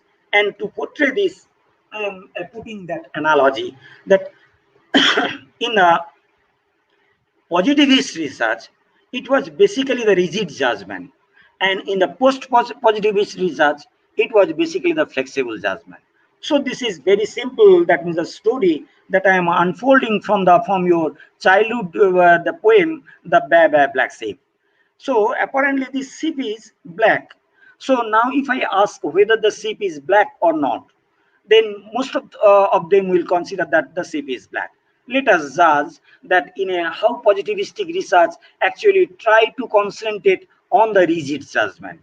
So Suppose I am framing the story in such a way. I collected that story from my friend Abhijit Kaur. He is the associate professor of physics in Panchkura Banamali College. He was my colleague. That means during that time when I was in Panchkura Banamali College, I actually heard the story from him, and I have used it in terms of the what is the basic difference between the positivistic research and the post-positivistic research. In an international seminar in Bangalore, suppose the different scientists actually gathered there. Three European scientists actually came from the different countries of Europe, and they stay in the they were staying in a hotel, and in the next day morning they are actually traveling around the campus. They are walking along around the campus. One of them was the expert in the astronomy. Another of them was expert in physics. Another of them was the mathematicians. So physicist, mathematicians, and astronomist. So in astronomy, normally there is a tendency that there is some overgeneralization because they never calculate 100 kilometers or the 1,000 kilometers or the 10,000 kilometers or the million kilometers. They normally calculate through light years, and so they ignore normally the 1,000 kilometers or the 1 lakh kilometers or like this. So they have a tendency for generalization. So the astronomist, first of all, observing the ship, he commented that the Indian ship is black, but the European ships are white. Then the physicists who are not actually who do not believe in such a generalization, they try to create some sort of more specification, but sometimes they ignore that sine theta is equal to theta, and theta, if theta equals to 0, then it can be ignored. That means the small fraction can be ignored. Then the physicist answered that this ship is black, but other ships in India may be white. Now the mathematician answered the answer in a different way. The mathematician considered that no, the side of the ship which we are observing, that is black, another side may be white. And in that way, that I am want to consider, that means how in the positivistic logic, with the mechanistic tune and rigidity of the logic, we are coming into the firm conclusion. And in that conclusion, in the Vienna circle, Popper actually is very famous for his falsification. That means while there is some multiple outcomes, that means you have to make the some of the outcomes as the falsified, only then you will able to come that means the truth. So falsification seems to be the truth, as falsification seems to be the way for the confirming truth. And for that reason, the Popper is considered, that means another figure, though he was not attached with the Vienna circle, he is considered as the another figure in the social science. So in the positivistic research, we are considering that this side which we are observing, that is black, another side may be white, and that means unless and until you go through the falsification, you actually can't go to confirm your idea. And so in that way, actually Popper established a logic that if A equals to B, then all A's are not equals to all B's. So that is the most weakest point of the positivist research. Suppose that Nigeria is located in the coastal coastal Nigeria is located in the wet monsoon region, and the northeast of India is also located in the wet monsoon region. But the beliefs, customs, norms, food habit, all those things are something different. So in the social research, by this rigidity, you are actually going some sort of falsification. And in that falsification, the otherness seems to be the one. But during the period of this 40 to 70s, I would say, that means in social geography, in the name of, that means the urban theories, in the name of agriculture, we have established, that means the formulation, model, and the structure. Suppose I am giving an example, very lucid example. In an agricultural production, first of all, you are taking location quotient, thereafter some bivariate analysis, thereafter you are going through the system component growth rate in establishing that which of the areas having better production and which of the areas having some lower production.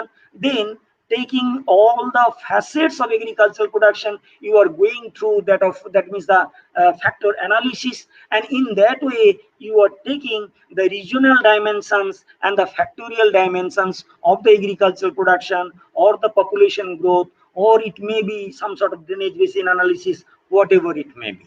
So in that way you have to establish the confirmed logic and the confirmed truth, and that was like that, and it actually was extended with time, that not a single, that means the quantified method or the quantified method or the quantitative techniques is able to satisfy your demand. With the development of time, different methods and techniques were actually developed, but with that way what actually we are getting some mechanistic interpretation of the social phenomena. But the society is not guided by the mechanistic, that means the rule. It is guided by the emotion, urge, imagination, and so on, so on. And so in the social science, in the social geography, what was the radicalism of the humanistic geography? It is one kind of critical human geography, critical human geography. Before going into that, I am actually considering that in the positivistic period, how you are actually modulating the research. That means you have to modulate the research to get a firm conclusion. Suppose in that way, actually during the 60s in geography, the system analysis was actually adopted. Professor Day has actually discussed all those things. I am explaining in terms of my method. The system analysis means there should be some input, there should be some output, and there should be some throughput relation where the phenomena is changing. Suppose that in the first bowl, there is only input and no output, and so what will be, the pile of water will be there. So in a lake, if there is some input and there is no such output, so due to huge precipitation, ultimately there will be the flooding and people are likely to experience the flood. But in the second phenomena, if I consider, if there is an input and there is an output, and if the input and output seems to be the equal, and so if there is some amount of water is there, so it will be the stable level of water. Actually, the present day context of environmental sustainability or the social sustainability or the economic sustainability actually is framed in that particular principle. Where that means you have to, if you want to make a sustainable society, a sustainable environment, or is a kind of sustainable economy, that means there must be some balance between the input and output. Otherwise, no kind of sustainability be developed.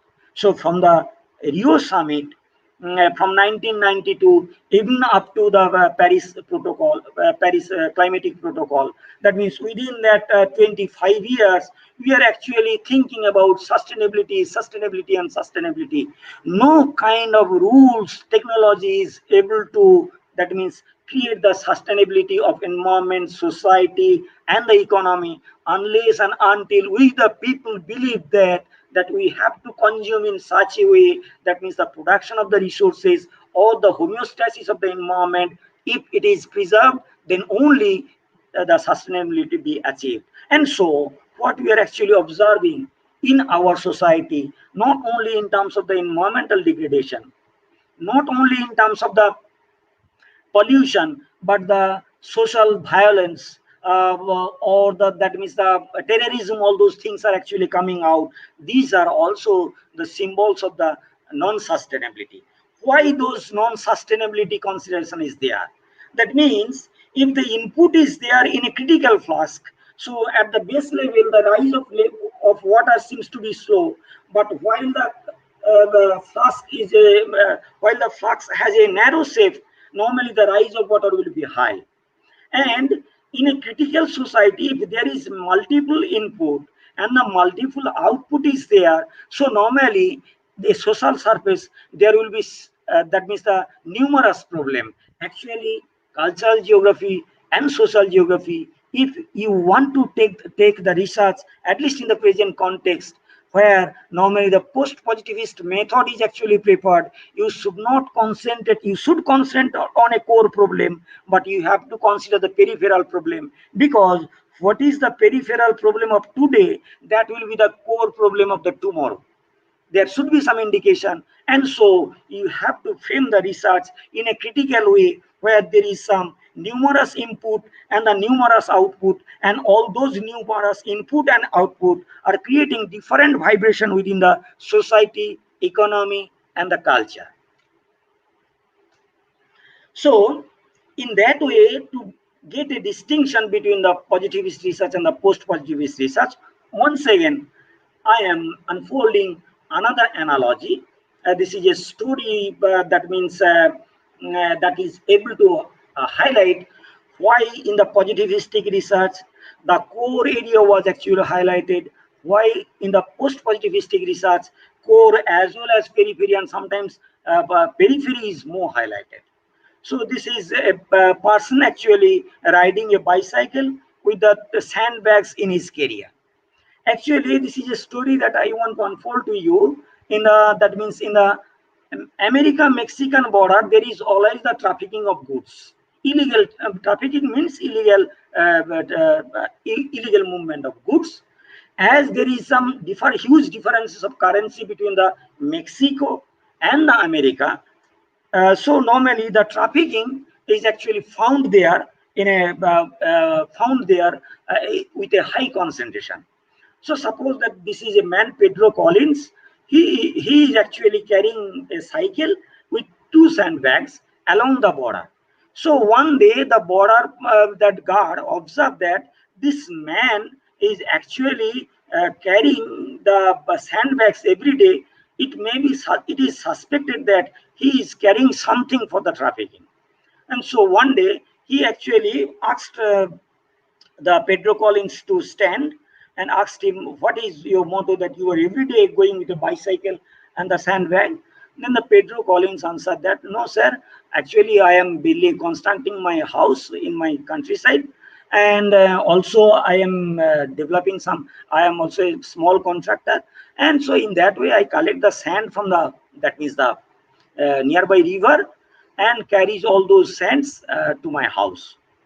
Then that means the border guard actually asked him to unfold the bags.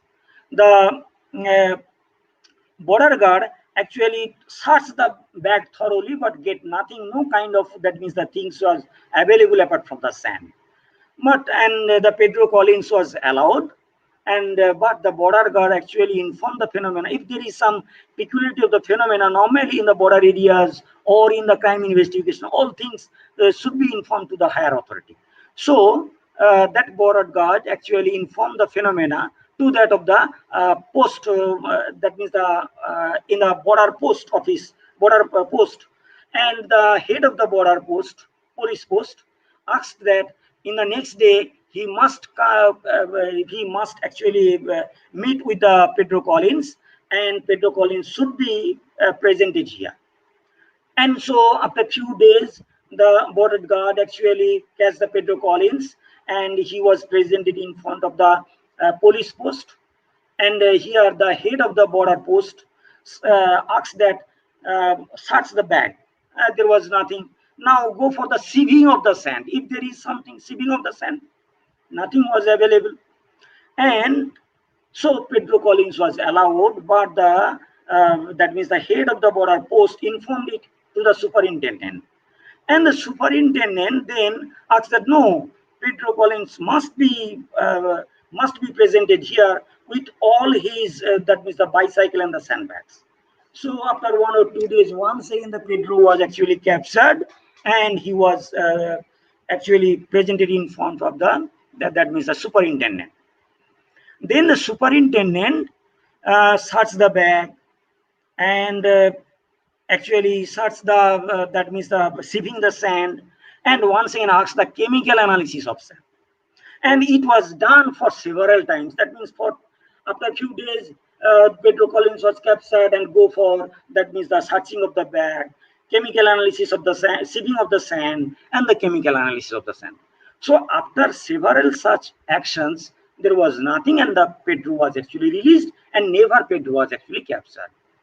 So one day after few years, Pedro was found in a market, and that means the superintendent, after retiring, he observing Pedro, he asked that, Pedro, there was something in your bag. I think now I am a retired man, I will not disclose anything. But every day you are actually running through a bicycle with two sandbags. Perhaps we are not able to catch you. What was you are carrying through the sandbags? Perhaps you are very clever. But if you actually disclose it, now I am a retired person, and so normally I will not tell anybody, and you can trust me. Then Pedro answered that it was not the sandbag, sir. It was bicycle I was trafficking. Every day in the morning, I would come through bus to the market, would purchase a bicycle, and here the sandbags are the dummy variable for you, and for which normally I can be escaped. And normally returning home, I would actually go for the trafficking of the bicycle. So the point is that by the positivist research, always we look for the core, not for the periphery. We always look for the core and not for the periphery.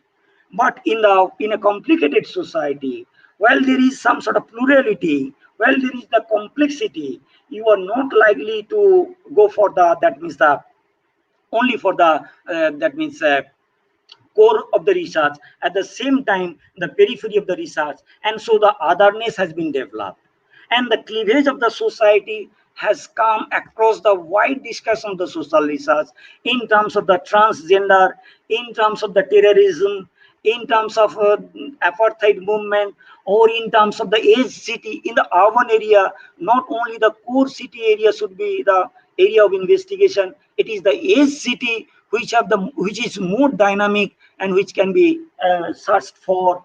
It can be that means the it can be the third transgender perspective, what I have said. So this cleavage and the fractures, or it is the diaspora, it is the identity crisis. So the shadows, the fractures of the society are coming into the domain.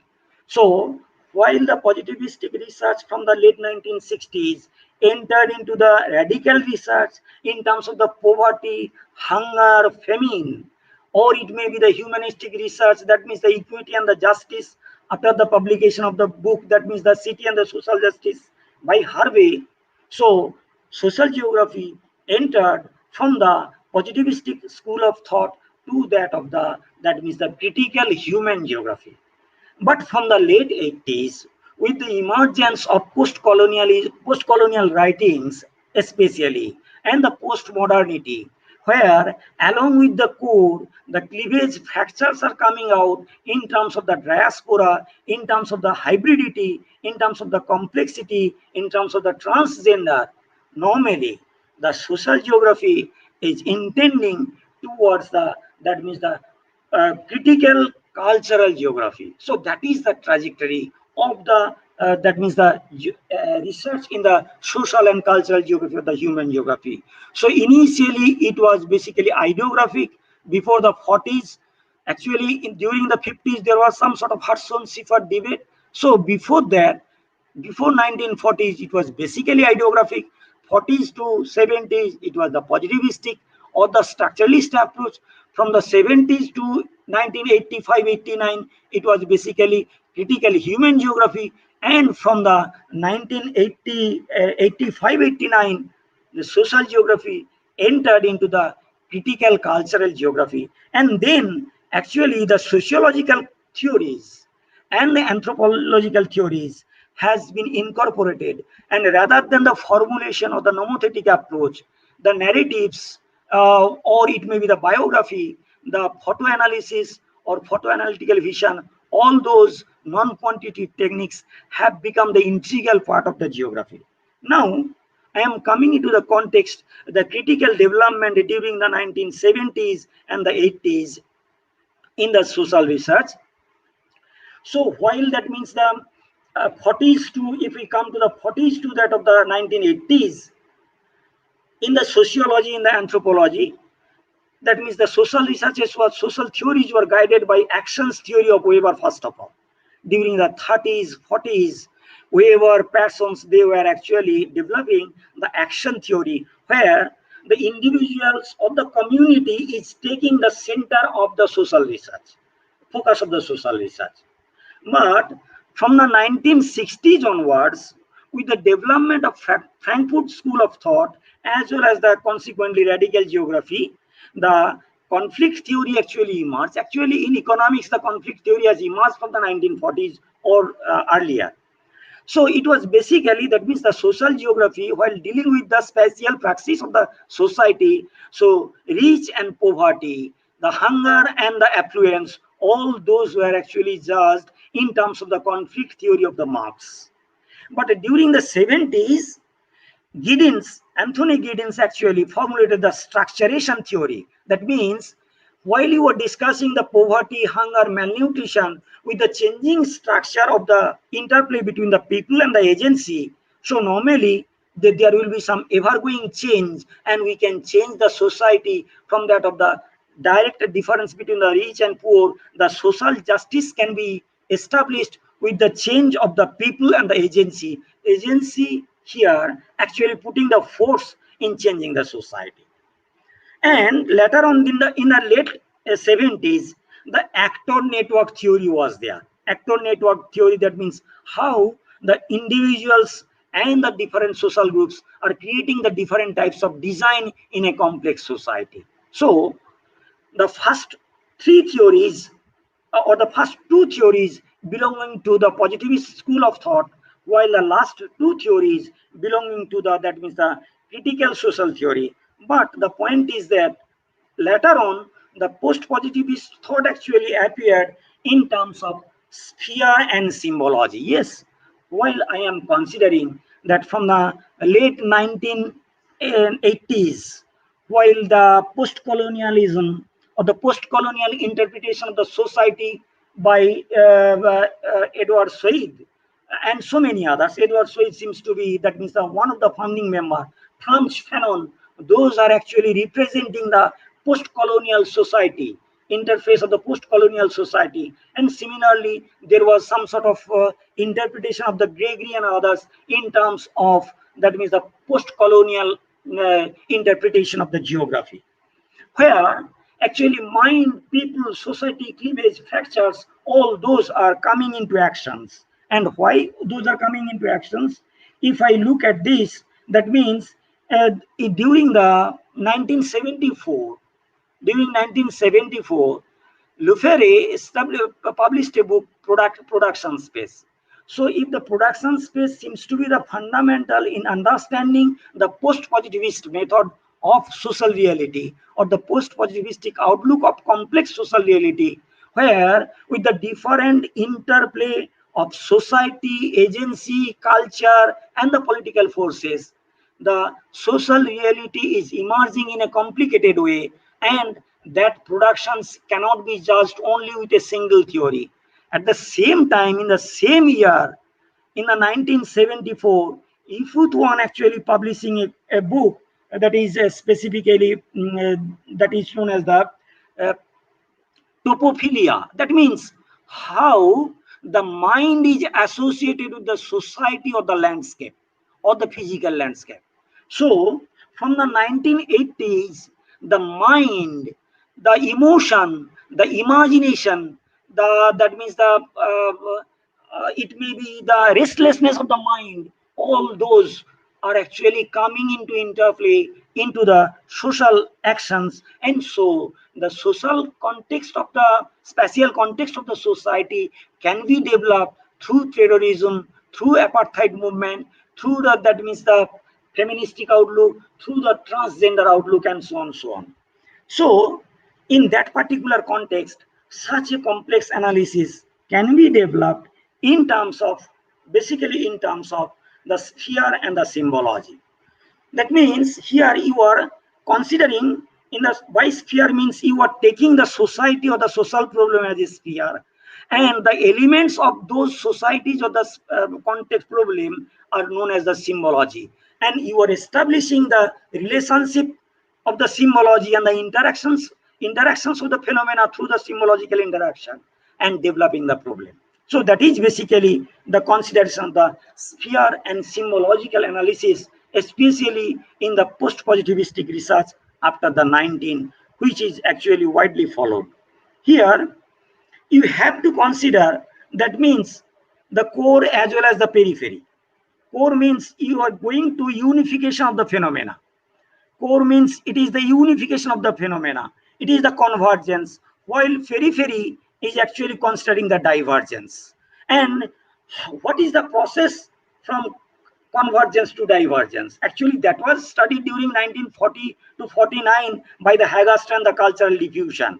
But the Haggerstrand has not developed any kind of idea about the peripheral process of the urban areas, peripheral process of the society, or the isolated state of the society.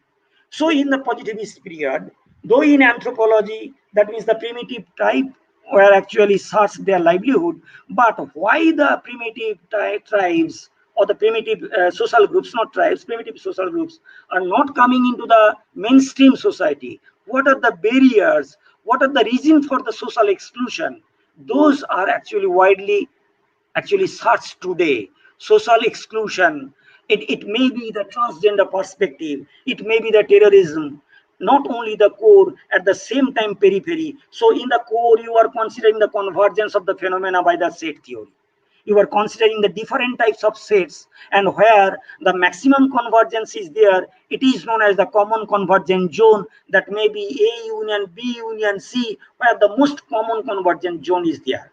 Interaction, A interaction, B interaction, C. But in the periphery, not all the factors are there. Only limited factors are there, and so they are not actually responding like the core. And so there are some barriers because of the lack of some factors, lack of some advantage. And if it is some extreme barrier, then it is the isolated state, which can be considered as the isolated set like the P. So in that way, the periphery can be developed as the A union B union C minus A interaction B interaction C.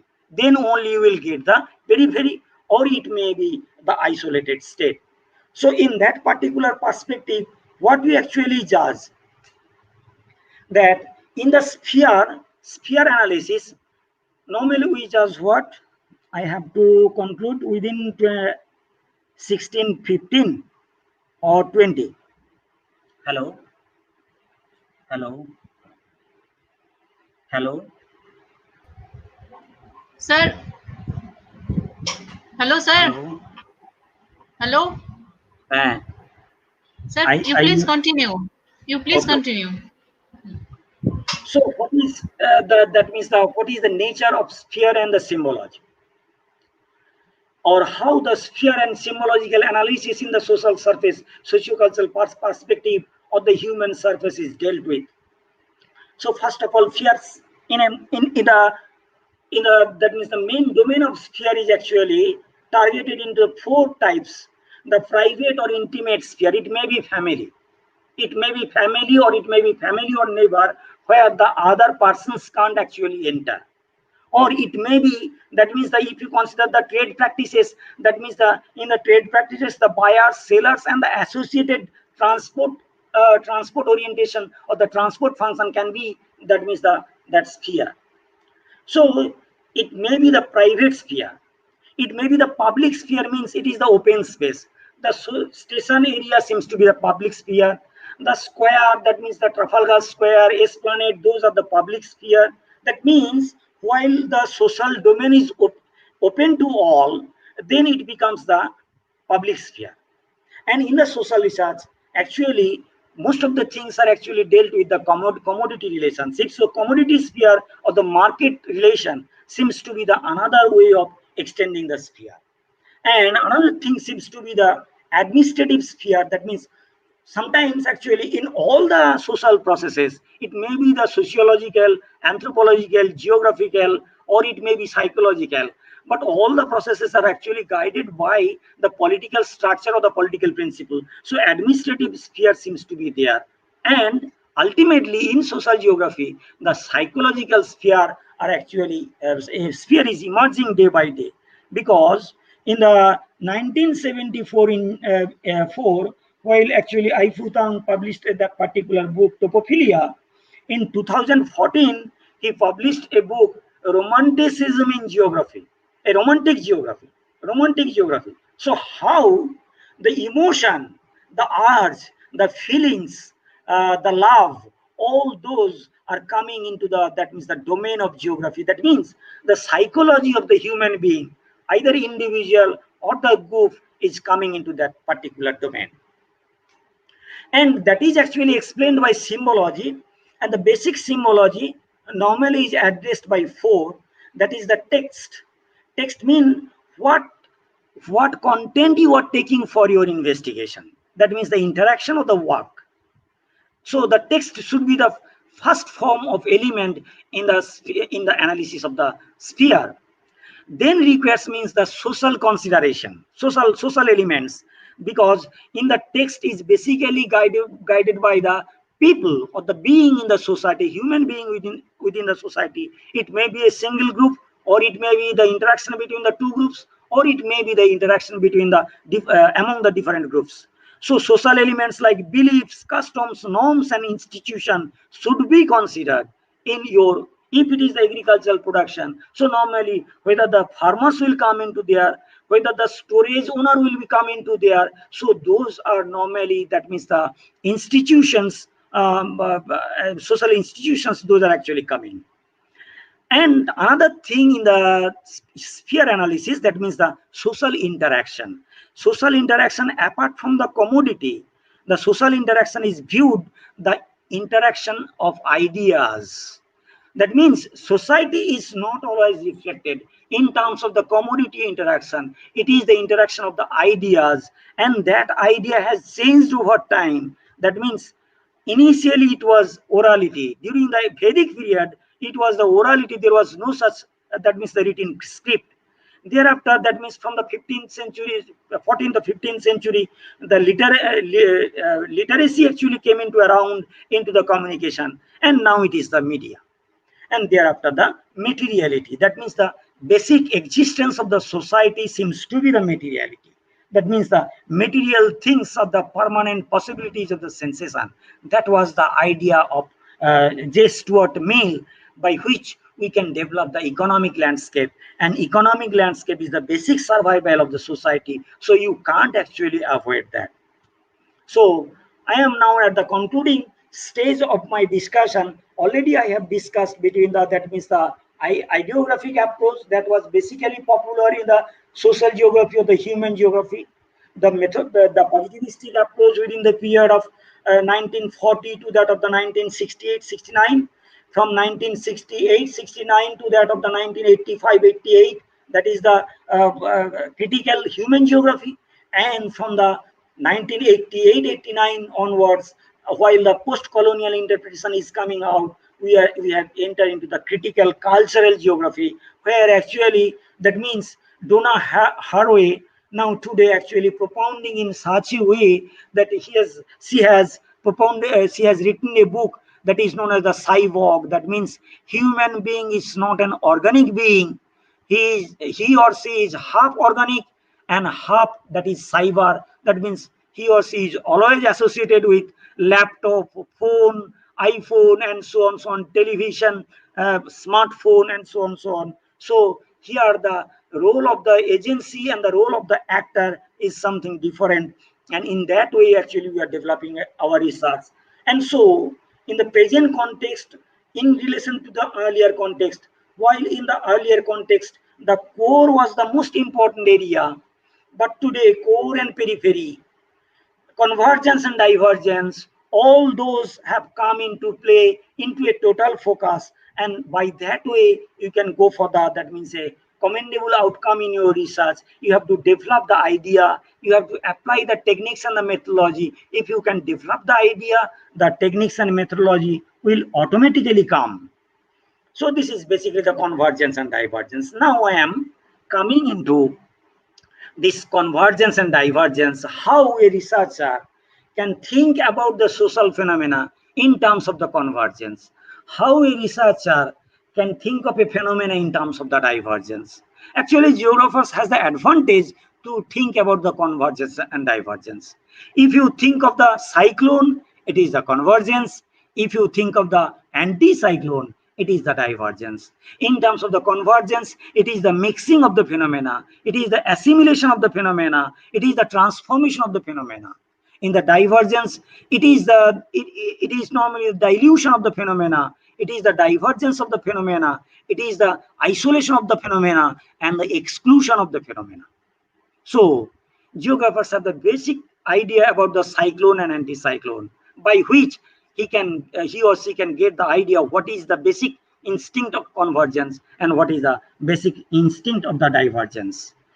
But with two simple poems, what you have read in your, that means the childhood, I will recite that in Bengali, obviously, and I will translate the essence of those two poems to understand how this easy learning poems written by Tagore in your childhood in the book Sahaj Path, though it has written for the kids, but it is equally applicable in understanding the convergence and the divergence of phenomena in the social research. Now I am asking once again at the beginning of my seminar, I asked that I am presenting for the students, I am presenting for the young researchers, and I am presenting for the, that means the pass out students of the young geographers. So while I will recite the poem, you to try to create some image, because I hint of thinking seems to be most essential for the any kind of research, especially in social research, in a complicated way or in a totalitarian way in social research, thinking in a complicated way or a totalitarian way. So while I will recite the poem, you try to create the image what you have read in your childhood. One is related to convergence, relating to the marketplace, and another related to social exclusion. While the marketplace is a place of convergence or the spaces of convergence, the other poem relates to the divergence, convergence, divergence, conflict, association. It may be or the core and the periphery. Those are the, that means the sensible dimensions of the social research. Now I am reciting and then explaining the poem. The heart, rural heart. In a rural heart, what is the social image? What is the convergence is developed? The heart of Tagore. কুমোর পাড়ার গরুর গাড়ি বোঝাই করা কলসি হাঁড়ি গাড়ি চালায় বংশীবদন সঙ্গে যে যায় ভাগ্নে মদন হাট বসেছে শুক্রবারে বক্সিগঞ্জে পদ্মা পারে জিনিসপত্র জুটিয়ে এনে গ্রামের মানুষ বেচে কেনে উচ্ছে বেগুন পটল মূলো বেতের বোনা ধামাকুলো সরষে ছলা ময়দা আটা শীতের ব্যাপার নকশা কাটা কলসি ভরা এখো গুড়ে মাছি যত বেড়ায় উড়ে খড়ের আঁটি নৌকো বেয়ে আনলো ঘাটে চাষির মেয়ে অন্ধকানাই পথের পরে গান শুনিয়ে ভিক্ষে করে. So this is the poem. But think, it is a convergent place. What is the location of the heart? The heart is located at Bokshiganj, which is connected by, that means the roadways as well as the river link. Because nephew Modon is coming to the rural market with her maternal uncle with the bullock cart, and the daughter of Chasi is coming into the market with the boat carrying the, that means the straw. So that is the location of the market. And a market is not only the selling and the buying, it is also the, that means the commodity interaction like the uche, begun, potol, mulo, dhama, kulo, sorse, chola, and refer, kolsi, all those things are the commodity items. But while people are coming, they are not only in a mood to buying all those things, they are exchanging their ideas also. And even in a marketplace, even in a, that means the convergent place, that means the isolation is rare, rather inclusive growth is there. And here the blind kanais are also earning, singing the song. So in a rural market also, a blind man can actually earn something by singing. So in a convergent space, what is the diversity of the phenomena, and what is the image of the phenomena. Now I am coming into another poem, that is Anjana Nodi, that actually considers the social exclusion. So while you think of your research, you have to consider, that means how the convergence is being created and how the divergence and exclusion is being created. Anjana নদী তীরে চন্দনী গায়ে পোড়ো মন্দির খানা গঞ্জের বাঁয়ে জীর্ণ ফাটল ধরা এক কোণে তারি অন্ধ নিয়েছে বাসা কুঞ্জ বিহারী আত্মীয় কেউ নেই নিকট কি দূর আছে এক লেজ কাটা ভক্ত কুকুর আর আছে এক তারা বক্ষেতে ধরে গুনগুন গান গায় গুঞ্জন স্বরে. So look at the now think of this poem. Anjana river was a sluggish river even at that time, because there was a meander.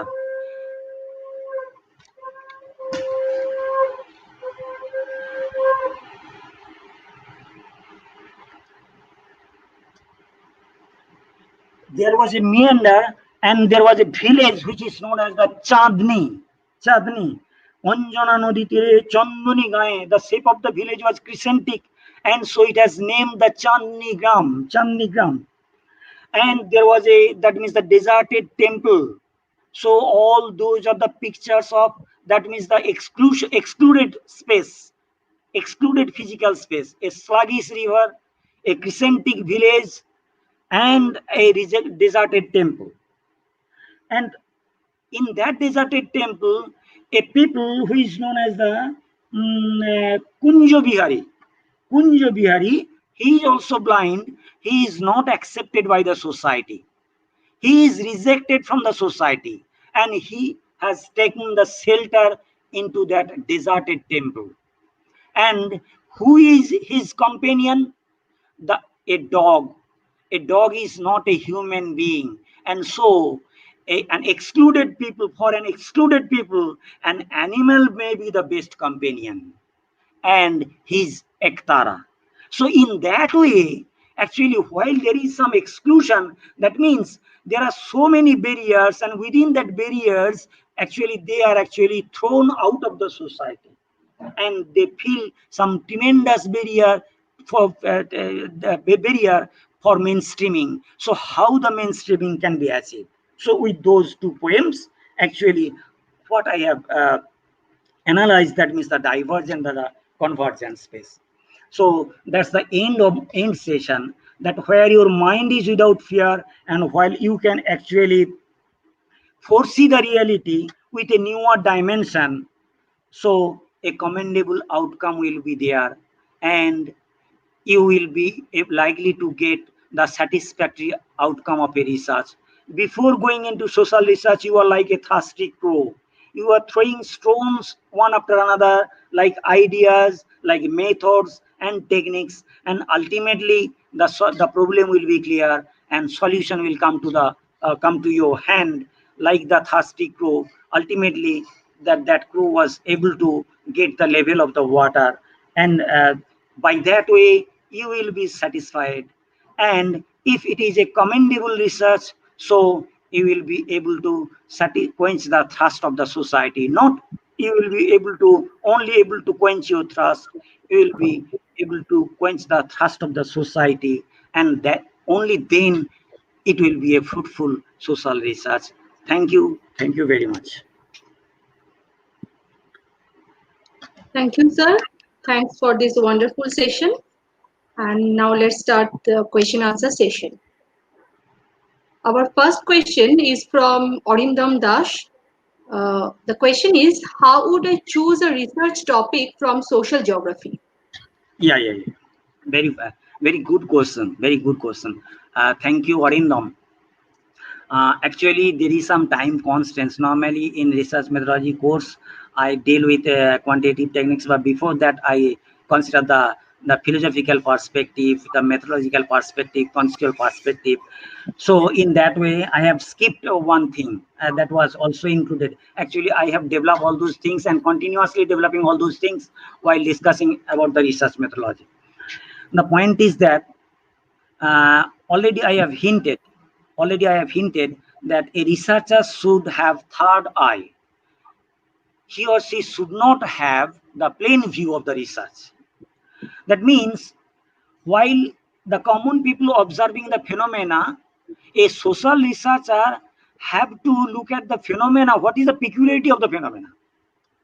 So while people are actually thinking about the poverty and so on, or it is the male, female, that means what is the problem of the transgender? Why the kids are actually being adapted to the smartphone, and how this COVID episode period actually by this e-learning, actually the students are actually getting adapted with that of that means the smartphone. What is the bad effects and the side effects? The bad effects will be too much, because there will be some addiction also within the coming 10 years or like this. So you have to look at the uncommon phenomena. And here I will once again actually unfold a story.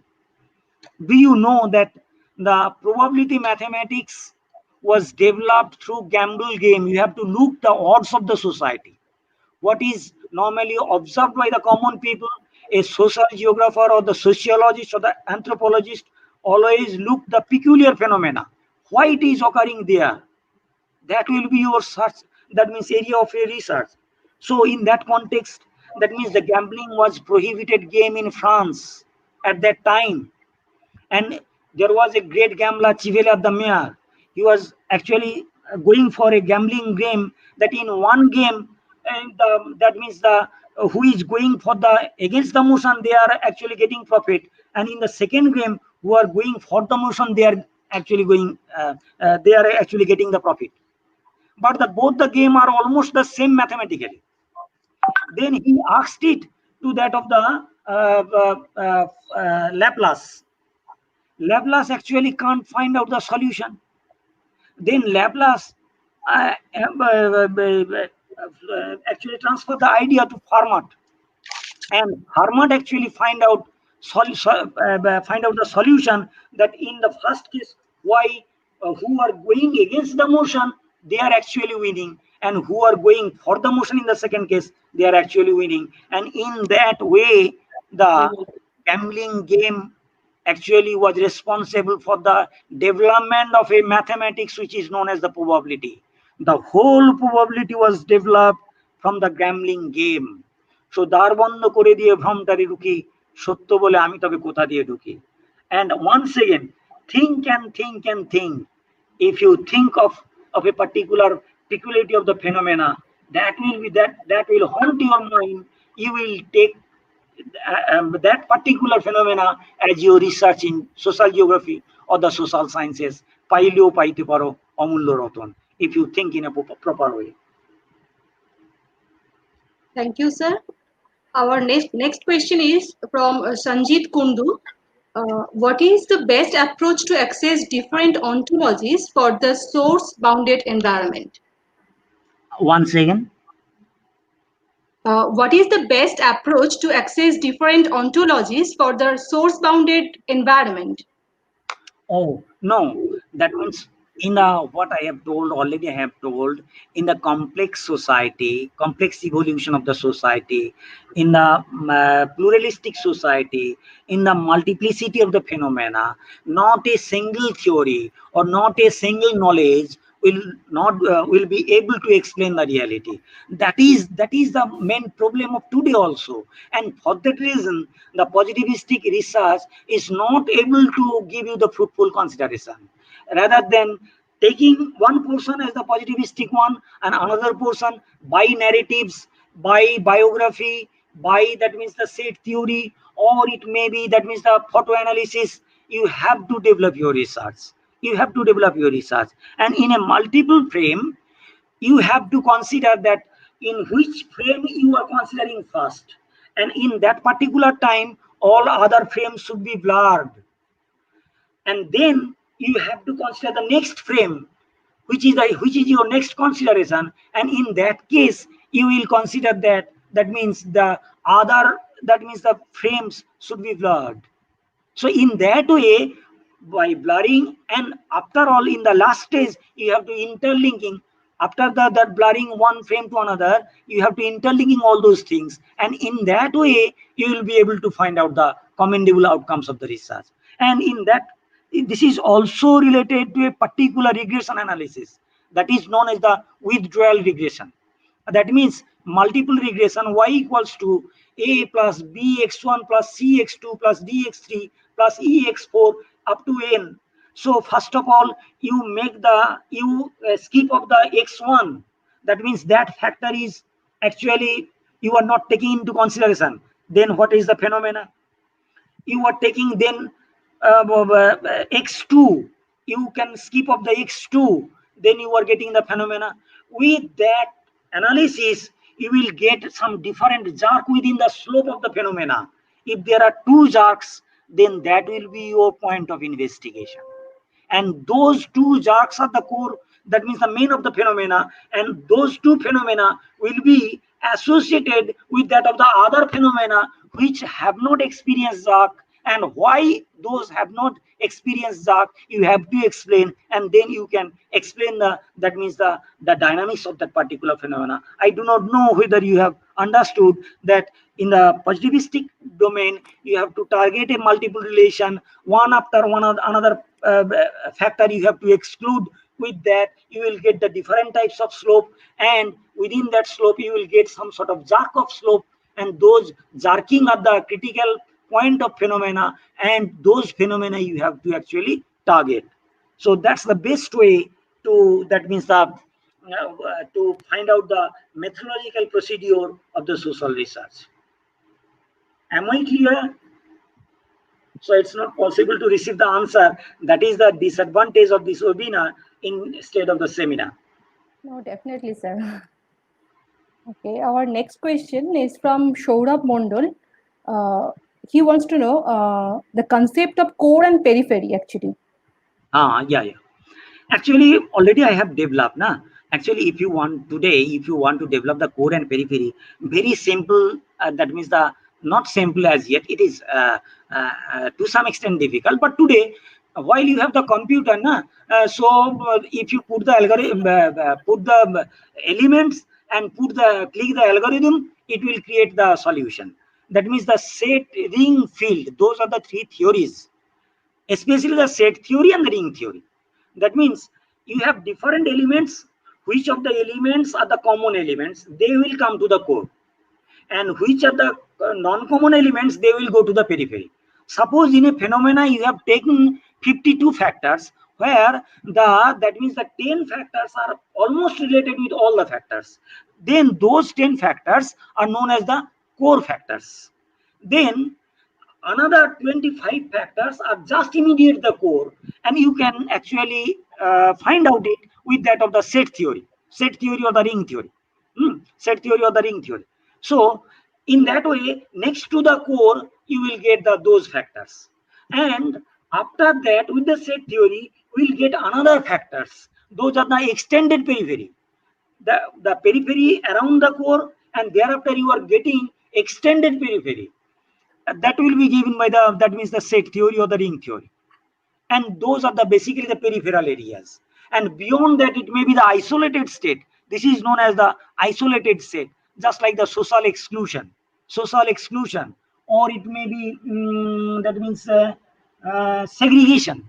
Extreme segregation seems to be the social exclusion. Segregation, hierarchical principle. In that way, actually, by set theory, you can easily develop the core and periphery, or even that means the factor analysis.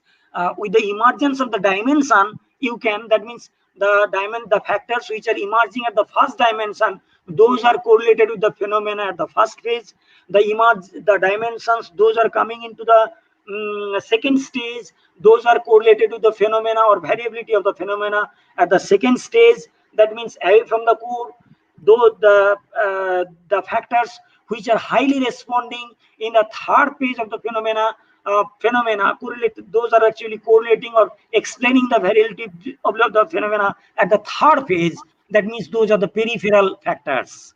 So by factor analysis or by the set theory, you can easily identify the core and the peripheral factors. And obviously you have to, first of all, you have to give the credit to the core factors. But that means the post-positivistic research, you have to core the periphery, you have to establish the you have to first of all identify the core, thereafter the periphery, and an interlinking of the core and the periphery in terms of the repulsive interaction or the attractive interaction.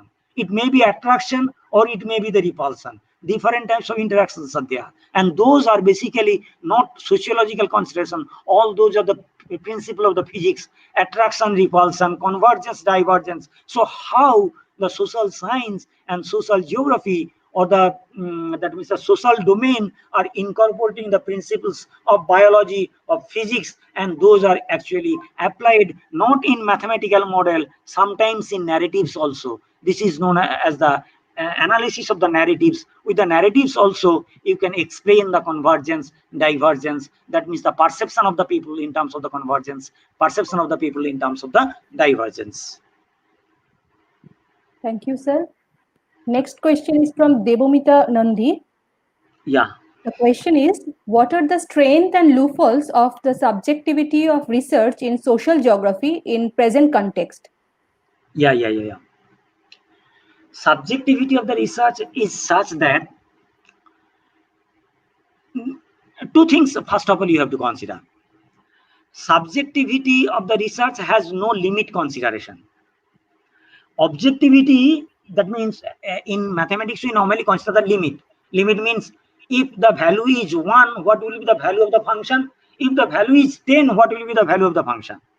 So in objectivity of research, you have the limit function. So by limiting function, that means you can bound a phenomena, and what can be the variability of phenomena within that particular range, you can identify that. But in the subjectivity of the research, the point is that there is no such limit. It is basically the responses of the people, and different people are getting the different responses. And sometimes some of the respondent may actually give you the wrong answer. Today, if you ask what is your income, or if you ask that will you give me your porcha, then you will think that taking your land use map, perhaps he has some bad intention. So those are very difficult. Now the point is that in the subjective orientation, the point is that the noise can appear from the respondent, and there is no such limit. And so that means you can't actually predict the phenomena. That is one kind of limitation. You can't, but you can explain the present phenomena. You can explain the present phenomena on that particular narratives or particular consideration. As it has no limit, so what will be in future, what new factors will come out in future, that cannot be explained by subjectivity, but that can be explained by objectivity. There is some limiting function, and with the extension of the limit, you can get the variable response in future. But in the subjectivity, the non-rigidity is there, the flexibility is there, and non-confinement is there. This non-confinement is also some sort of weakness. You cannot be confined, you cannot be conformed one sort of observation. Only the observation and its related explanation you can give. You can't go for any confirmation. Thank you, sir. Next question is from Anarul Haq. He wants to know, what are the hurdles we may face when we choose a research topic from social aspects? Oh, and the first of all, that you have to first of all go through the review of different types of literature. What sort of literature actually awaken your mind? Suppose that it is economic geography seems to be you can think easily about the economic geography. You can think easily. Your mind is responded to that of the cultural perspective. Your mind is responded to that of the electoral geography. So just you have to reading out different types of literatures at the initial stage. You have to think, because what I have stated first, that means for any sort of researcher, you have to think first of all. You have to think. That means thereafter thinking, you have to apply the 4C. That means third eye. So think first of all. Thinking all those things, whether the agricultural geography, whether the population geography, whether the medical geography, whether the social geography, whether the political geography, in which area, that for reading out a critical paper, you are actually getting the inner sense of the paper. That means that line of thinking you can grasp easily. Political, that means the planning, political problems, you can grasp easily. That means your line is oriented to that of the political geography. Geography is a discipline which basically explains the spatial praxis. It was the idea of Harshron that geography and history are two subjects which are different from all other social sciences, that they actually coin the ideas from other sciences, only those that particular discipline represent those ideas in spatial frame. So political phenomena, social phenomena, cultural phenomena, population phenomena, agriculture or economic growth or industry, all those are actually transformed into some spatial frame, spatial analysis, spatial design. That is the task of a geographer. So you have to read out different research papers, research papers of different dimensions, one or two or three papers in each dimensions, from that means the from quality of journals. And for the last 1 or 3 months you you have to read different types of literatures in different fields, and which paper you can easily grasp and you can think. That is your line of thinking. That line of thinking is suited for you, and then reading on literatures on that particular perspective and observing the phenomena in your area, locality, or the region, or the in your country, you have to select a topic for your social research. Thank you, sir. The questions are very interesting. Actually, I am very much satisfied for the questions that the young researchers are putting those questions. I am very much satisfied. Actually, they have targeted the core area of, that means the thinking about the social research. And really, all the four or five questions are very interesting questions relating to my discussions or how a researcher can think in a social geography.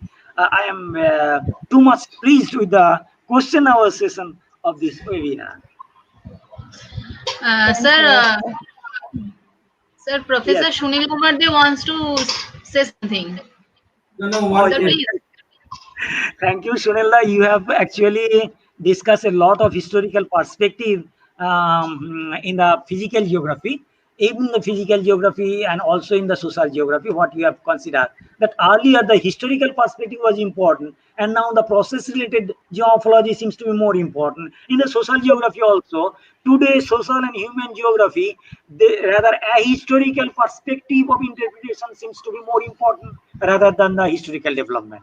And that means that is our common surface of discussion between the Sunilda and myself. That initially it was the evolutionary, now it has come to a historical perspective of research. Okay, Sunilda, you can ask me the question. student asked a question: what is Mm-hmm. high resolution photography? It is very simple. High resolution photography.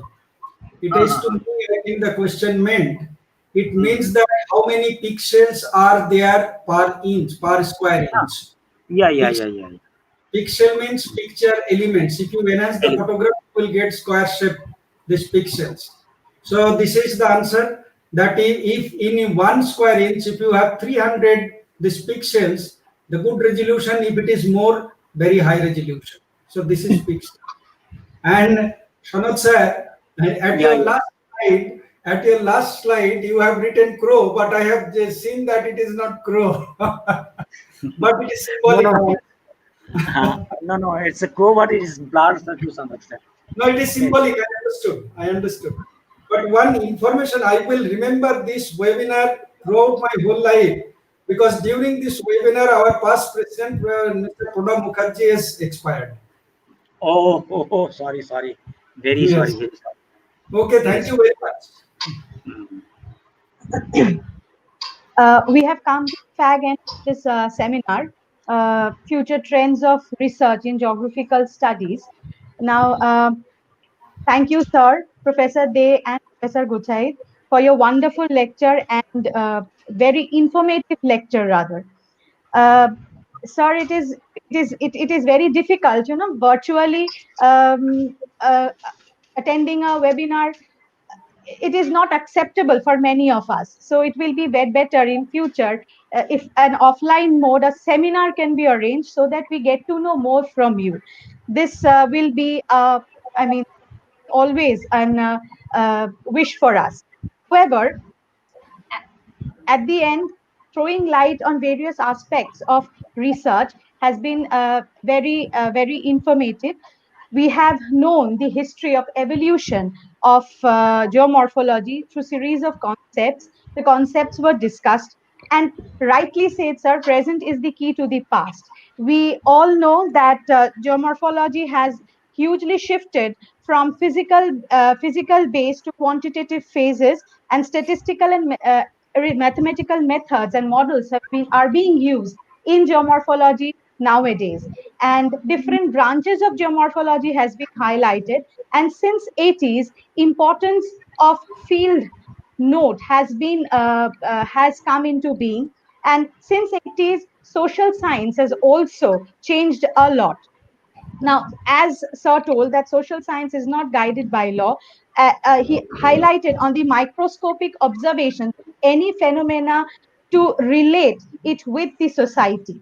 And of course, a bird's eye view, a third eye, which Sir has been talking about, which is very important in social research, and a very in-depth idea about the positivism and post-positivist positivist and post-positivist school of thought has been discussed, especially which is very important in the study of social geography in the field of social research. And most importantly, the entire webinar has given us very relatable examples of the world, of our present day, of our day-to-day life, which ensure the scholars and the students will able to relate that how to do research in future and what kind of research they want to do in future. Thank you once again, sir, for your time and valuable ideas and techniques and methods in geographical research. Thank you very much, sir. Over to you. Thank you, ma'am.